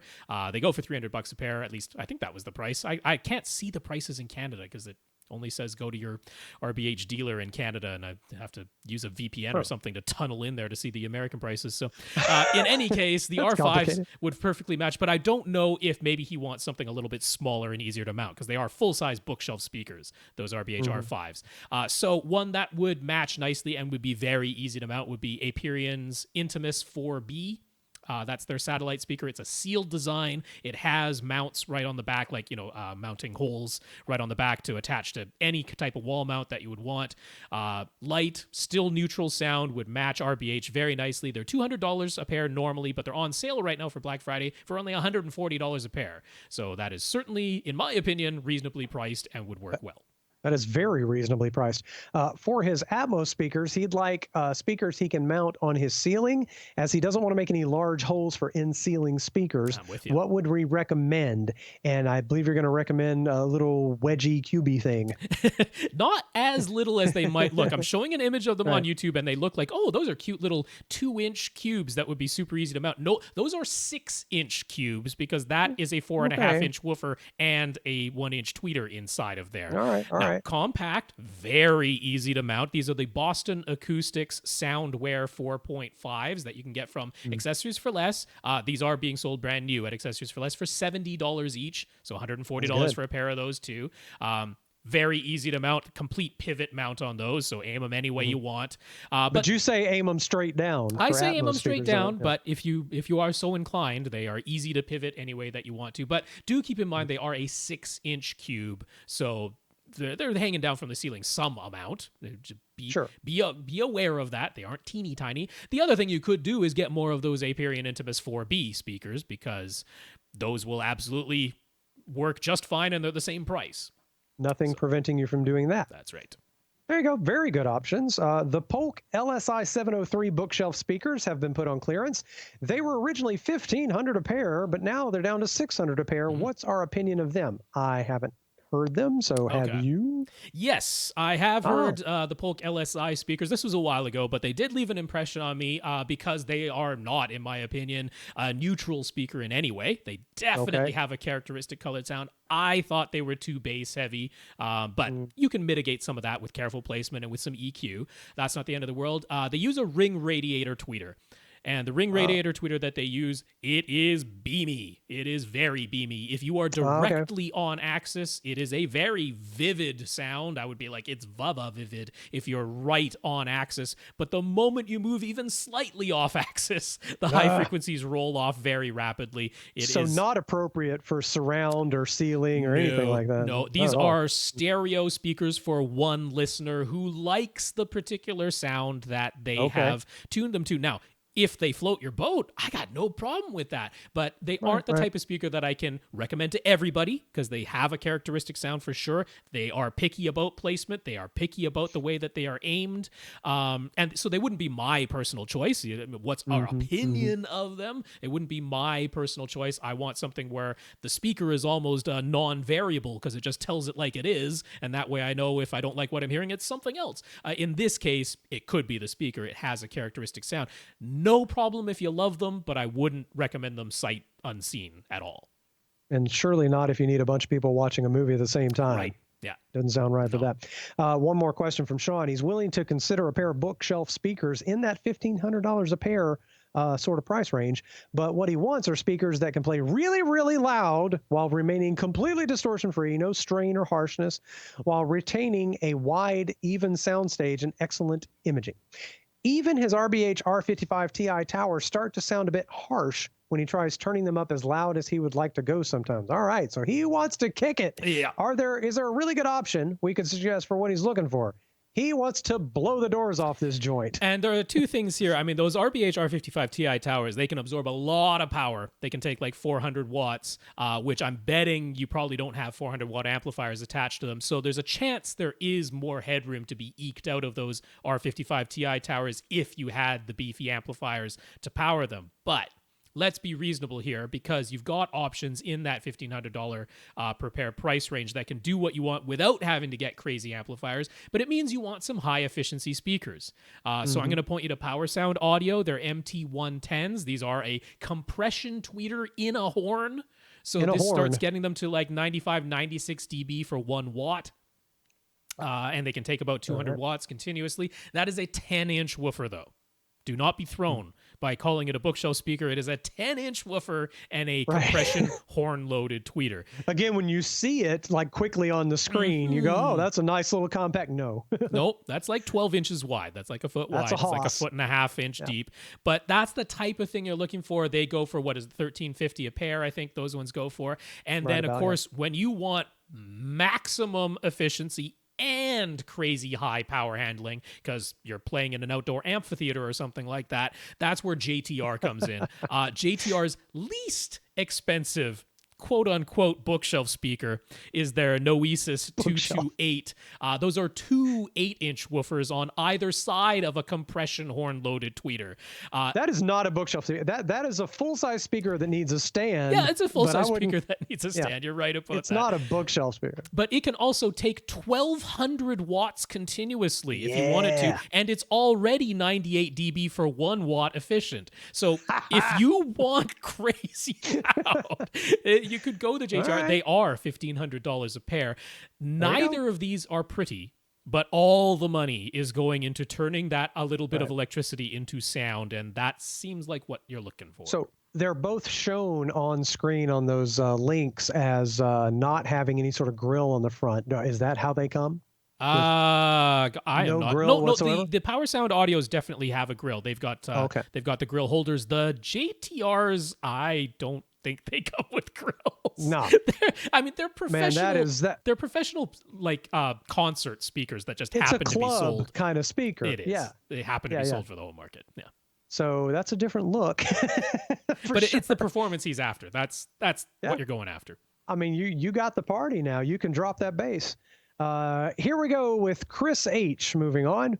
Chris spoke with David Fabricant over at Ascend Acoustics to ask about getting a custom-made HTM 200 SE that would only be 4.5 inches tall. As we had suggested, Dave was willing to take on the project, but it would have ended up more than doubling the price of the speaker. So Chris decided to go with the AVRant Intimus 4 series, just like we recommended. As we mentioned last week, his single SBS SB1000 subwoofer is currently positioned below his window in between the front right speaker that is at the head of his bed and the front left speaker that's at the foot of his bed. Interesting. So it's a 90-degree turn from where you lay on the bed. Is that what we're saying? I mean, he actually lies in the bed. He's visually impaired, so he lies right next to his TV screen. Oh, he just turns and looks at the TV screen. He just turns and looks at the TV okay, screen. I get what's going on now. And so okay, his subwoofer is basically about where his thighs would be on his bed. Okay. Hey, man. On the floor. Yep. I've been on hotel beds that vibrated. Why not? That's right. Let's see. I kind of lost my place. As we mentioned last week. Okay, I said that. Let me move down. Just below the picture there. Yep. He has extremely limited placement options in his tiny bedroom, but he's noticed that the way his bass sounds seems to be pretty consistent in that it simply gets quieter the farther away he gets from the subwoofer. He had intentions to do a subwoofer crawl, but would putting it on, say, the opposite side of the bedroom simply mean it sounds quieter? It could be well different than that. Yeah, it's, you know what? I want everybody to do a subwoofer crawl if you haven't done one before, because it's eye-opening. It's eye-opening and ear-opening. It's fun. You know, you put the subwoofer where you would normally be, and then you go around your room. And when it's a small room like this, I mean, you know, even if it's a place where the subwoofer can't actually live, just listen to the bass sweep playing on repeat in different places in your room, because it's remarkable how much the sweep changes from location to location. So for whatever reason, where it is right now in this tiny room, that's the effect that you've noticed. I don't know if you've been playing sweeps, though, or if you've just been listening to regular content and you're like, I can't really tell that certain frequencies are louder and certain are quieter. You really need to be listening to a sweep, because it'll sound like a roller coaster as far as volume levels go in different locations around your room. So it's always worth experimenting. If you haven't done a subwoofer crawl before, do it just for fun, because it's quite amusing. Yeah, it's really neat if you find that one spot where it sounds like something just happened to the room. Yeah. Do you know what I mean? Like, you'll put your head in one spot and it sounds like everything is coming from inside your head and from everywhere. It's not subtle. It is not subtle. And for the love of all things holy, do not listen to the advice that's placed around a lot of places that say how to do a subwoofer crawl and just put on some bass heavy music. No, you have to play a sweep. It must be a bass sweep so that you hear all the frequencies. Yeah, all you're going to do is find a place that sounds good for that one song. So that's all you're going to listen to. All right, moving on to Raf. I guess it's Raf or Rof, as in short for Raphael, possibly. I don't know. Rof, first up, back during episode 666. That's not true. That was a different. I know. I put that in there just for you, Lee. I was on 666. We told Raf to not get the MK Sound in-ceiling speakers for Atmos. He followed her advice and went with a much less expensive option, and those are working great. So he says, thank you very much. I love it when the cheaper option is great. I'm so cheap. Those were expensive in-ceilings that, unnecessary. So good. I'm happy, Raf. Excellento. Raf ordered an Emotiva XMC2 Pre-Pro. It's their $3,000 processor that can do 9.1.6, and he says he is frantically awaiting its arrival. I just picture him pacing back and forth in front of the door like a dog waiting for the owner to come home, just looking out the window. Be ready for some frustrations, Raf, but I hope it works for you. His current setup is a 5.2.4, and since the XMC2 has 16 channels, inclusive of however many independent subwoofer outputs you choose to assign, the assumption was that he'd expand to a 7.2.6 configuration. But would it be worth adding front-wide speakers? Rob's always a fan. If you can't see the video, Rob's eyebrows went bloop, bloop, like he was like, when I said front-wide, he was like, oh, yeah. He would have to purchase 2 more speakers, but he'd need to purchase more amplifier channels. And would he only have one subwoofer output from the XMC2? Are front-wides worth all of that? Rob, you're the front-wide fan. You're the biggest fan of front wides I know. I might be one of the few people who's ever even heard of them, but on this podcast, we're a strange bunch, and a lot of us have heard of front wides. Man, I mean, so when I'm limited to 11 speakers at the moment in my setup, and I got rid of surround backs so that I could have front wides, if that means anything to you, you are talking to somebody who is a fan of front wide speakers. Right. And there's a few little quirks with that. Because at the moment, if you're using the DTS Neural X up mixer, which is the only up mixer that can put sounds into the front wides, the Dolby Surround up mixer does not put any sounds into the front wide speakers ever. So you can't use the Dolby Surround up mixer with front wides at all. You have to use the Neural X up mixer from DTS. And the Neural X up mixer from DTS can only use 11 speakers at a time. Now, they can be a weird combination of 11 speakers, but it tops out at 11 speakers. It can't use 13 or 15 speakers all at the same time. Now, when DTS X Pro finally arrives, I don't know when that'll be. DTS is notoriously slow at getting their updates out there, and Emotiva even slower. But when DTS X Pro arrives, the expectation is you'll be able to both use more speakers for DTS X natively and in the Neural X up mixer. But it's just to be aware of the fact that even if you install 9.1.6, you won't be able to use 9.1.6 except for actual Atmos soundtracks, and then only if they happen to put a sound into the front wide area as an object. Or you could optionally do it with DTS Neural X when you're up mixing, but you'd have to turn off 4 other speakers in your in your 15 speaker setup to do it. That's no fun. So there's caveats here, right? Now, obviously, you're a person who's willing to wait, because if you ordered an Emotiva Pre-Pro, it means you're willing to wait until Dirac arrives, because that's one of the selling features, but it's not there yet. I don't know when it will be. And you're going to wait for bug repairs to go on forever, because they will. It'll never be a stable processor with an Emotiva. But you're a person who's willing to wait, so maybe you're willing to wait for DTS X Pro as well to eventually come on. So I think your best course of action right now, Raf, this is from me, of all people, I probably wouldn't do it right now. What? I know. I probably wouldn't do it right now. If you're in the course of running wires or something, by all means, wire it up for the future. Oh, put the wires there if it's time to put wires up. And if you're like, I really want it for dedicated Atmos soundtracks, I mean, I love them. I love having front wides. I think they enhance the listening experience. I forewent having surround backs so I could have front wides instead. I'm a fan of them. But given that most of your content is not really going to be able to use them, given that anything that you would want to upmix to make use of them would mean you have to turn off 4 other speakers right now, it's hard to justify. Yeah. And I would say keep it in mind for the future, but I probably wouldn't do it right now. Oh, feels like sacrilege to me, but wow, that was kind of neat to see you say. No, look at the wonderful sort of like nonpartisan advice. Look, he's a fan of one thing and he can recommend something else for your particular situation. That's how you know you get the truth on this podcast. Seriously, like if this man is telling you don't need wide speakers, that's amazing. Nothing but the truth here, people. There's your answer.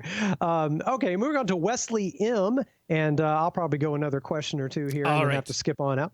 Wesley M. Wesley wants to buy a high-end Ultra HD Blu-ray player. A high-end Ultra HD Blu-ray player. He's considering either the Sony X1100 ES or the Panasonic UB9000. The price of either is of no concern to him, and he wants the higher-end build quality, so which one? Does the Panasonic recommendation extend all the way up the line? Yes, it does. The Panasonic, that's the one I'm going to tell you to get. And the UB9000 does have some additional features over even the 820 within the HDR optimizer for projectors that are really not like HDR, they're HDR compatible, but really not capable. It's even better because it gives you more options to go down to the player tone mapping to even lower nit levels than the 820 allows. So there's benefit there if you have a low light output projector that you want to connect it to. It does have the fantastic build quality. The Sony doesn't have the HDR optimizer at all, so the Panasonic wins pretty easily, in my opinion. Kablam. There you go. That was a quick and easy one, Wesley. There you go. Get the Panasonic. Dan, first up. Dan says, thank you for the advice we gave him about adding bass traps to his theater. We convinced him not to dismantle his entire seating riser to attempt to turn it into a bass trap. Instead, he followed our advice about making super chunk corner traps out of triangles of Roxol. He also filled in the nook at the back of his room and filled in his window wells also. He says he is amazed at the difference. Wow, excellent. He had been feeling underwhelmed by his dual SVS SB16 Ultra subs. You know something's wrong if you're Yeah, underwhelmed exactly. by those, despite their specs. Now he says he feels like the guy in the old Maxell ad being blown out of his chair by his speakers. Yeah, that's a classic reference right there. That's great. I mean, that's what those subs ought to sound like in this room. Yeah. So very happy to hear that that is the case. How about that? I mean, room treatments, man. The room is part of your sound system. Is it ever? I say it's 50% of the darn thing. Oh yeah, yeah. And I say audio in general is half the movie watching experience. For sure. So man, the room is everything. Let's see. I start talking and lose my place. He also changed his projection screen from a 108-inch 16:9 to a 120-inch 2.35:1. He knows we always recommend 16:9 screens, but in this case, to get the width that he wanted, if he'd stuck with 16:9, he would have needed to also go acoustically transparent so that the screen could go in front of his speakers. And that would also move the screen forward and too close for his liking. So he's happy with his decision. Hey, great. Yep. You know what? I can be reasonable.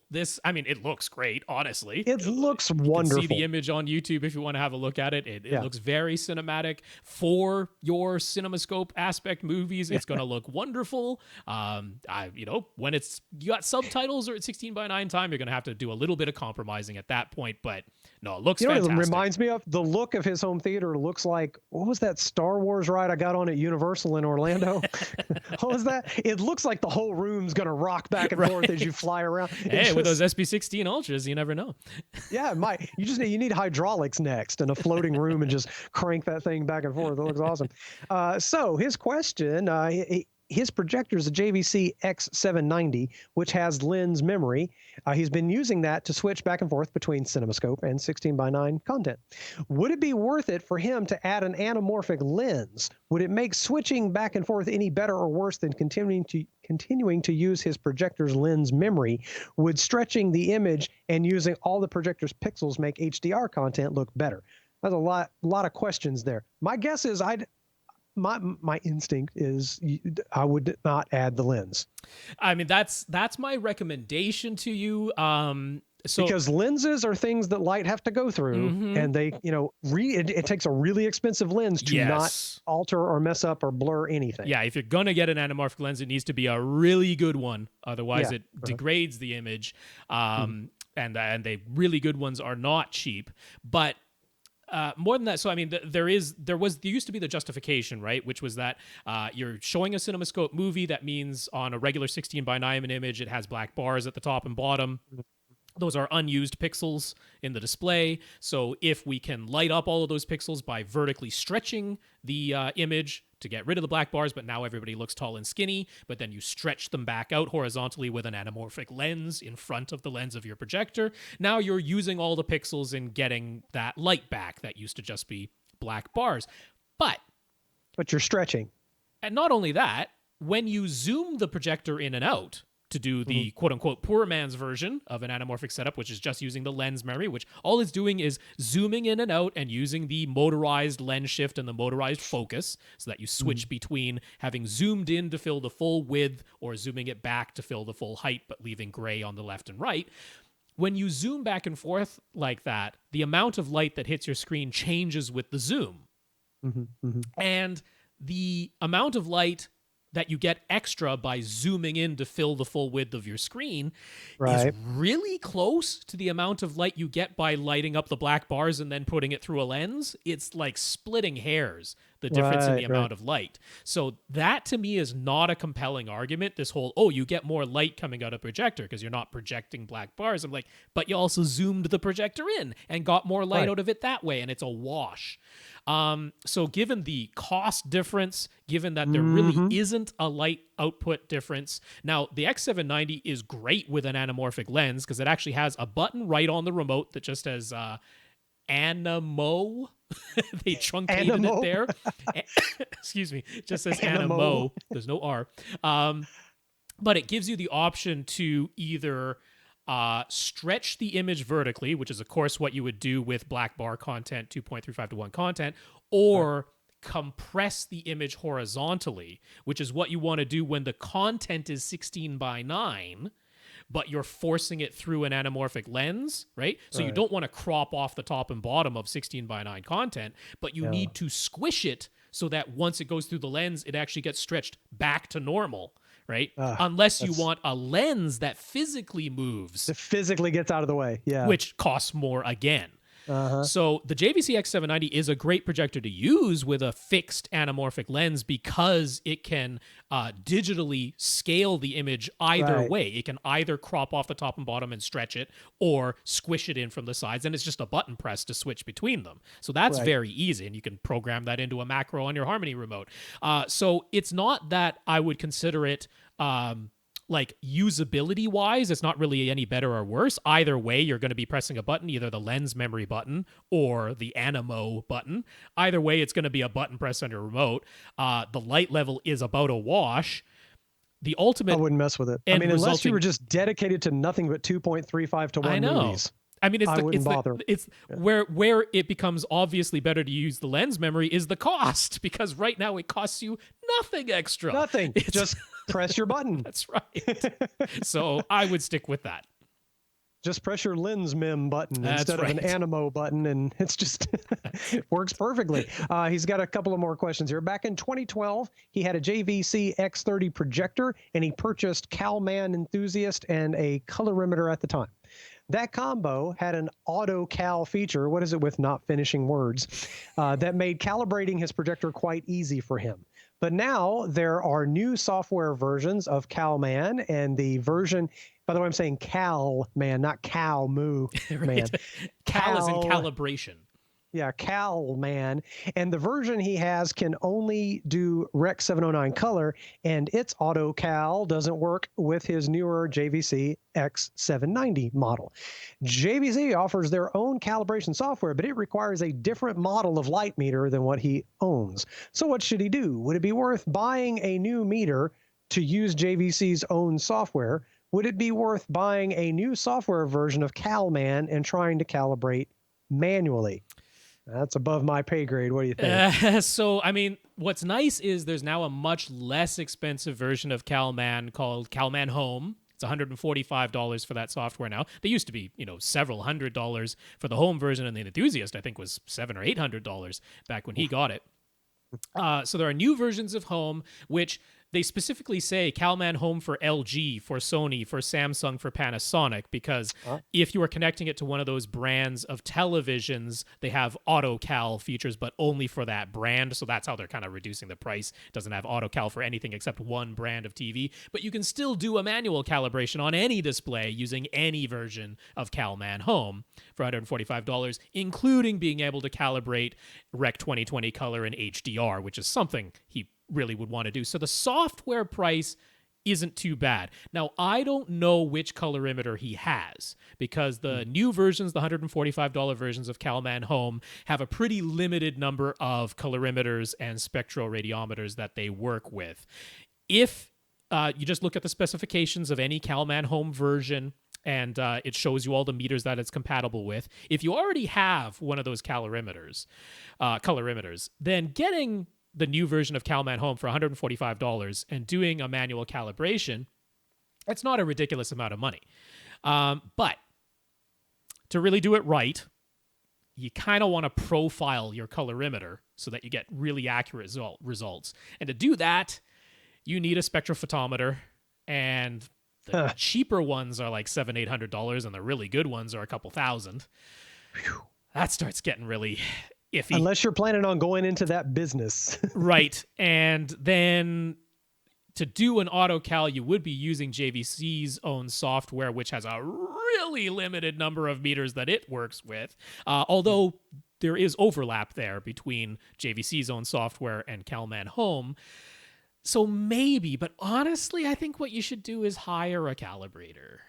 Yeah. Now, the thing is, if you are the type of person who just wants to play with this on a constant and ongoing basis. Oh, if you just love it, yeah.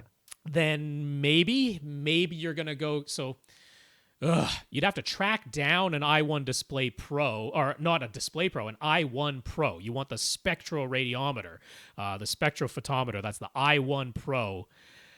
tracking one of those down because they don't really sell them anymore. that's a bit of a do, because that's like the model that's works with both JVC's own software and the new version of CalMan, be the i1 Pro. You'd have to track one of those down, and they go for like $700-800. If this is about getting a really accurate projected image, hire a calibrator. It's actually your most cost-effective way of doing this. It's the cheapest way to do it. I don't think you're going to be happy by using the older version of the software that you have, because you can't calibrate HDR with it. Right. I think you're going to always feel like you're not even halfway there, having done that. I don't know what colorimeter you have that might save you money there, but you kind of need a Spectro to do things right.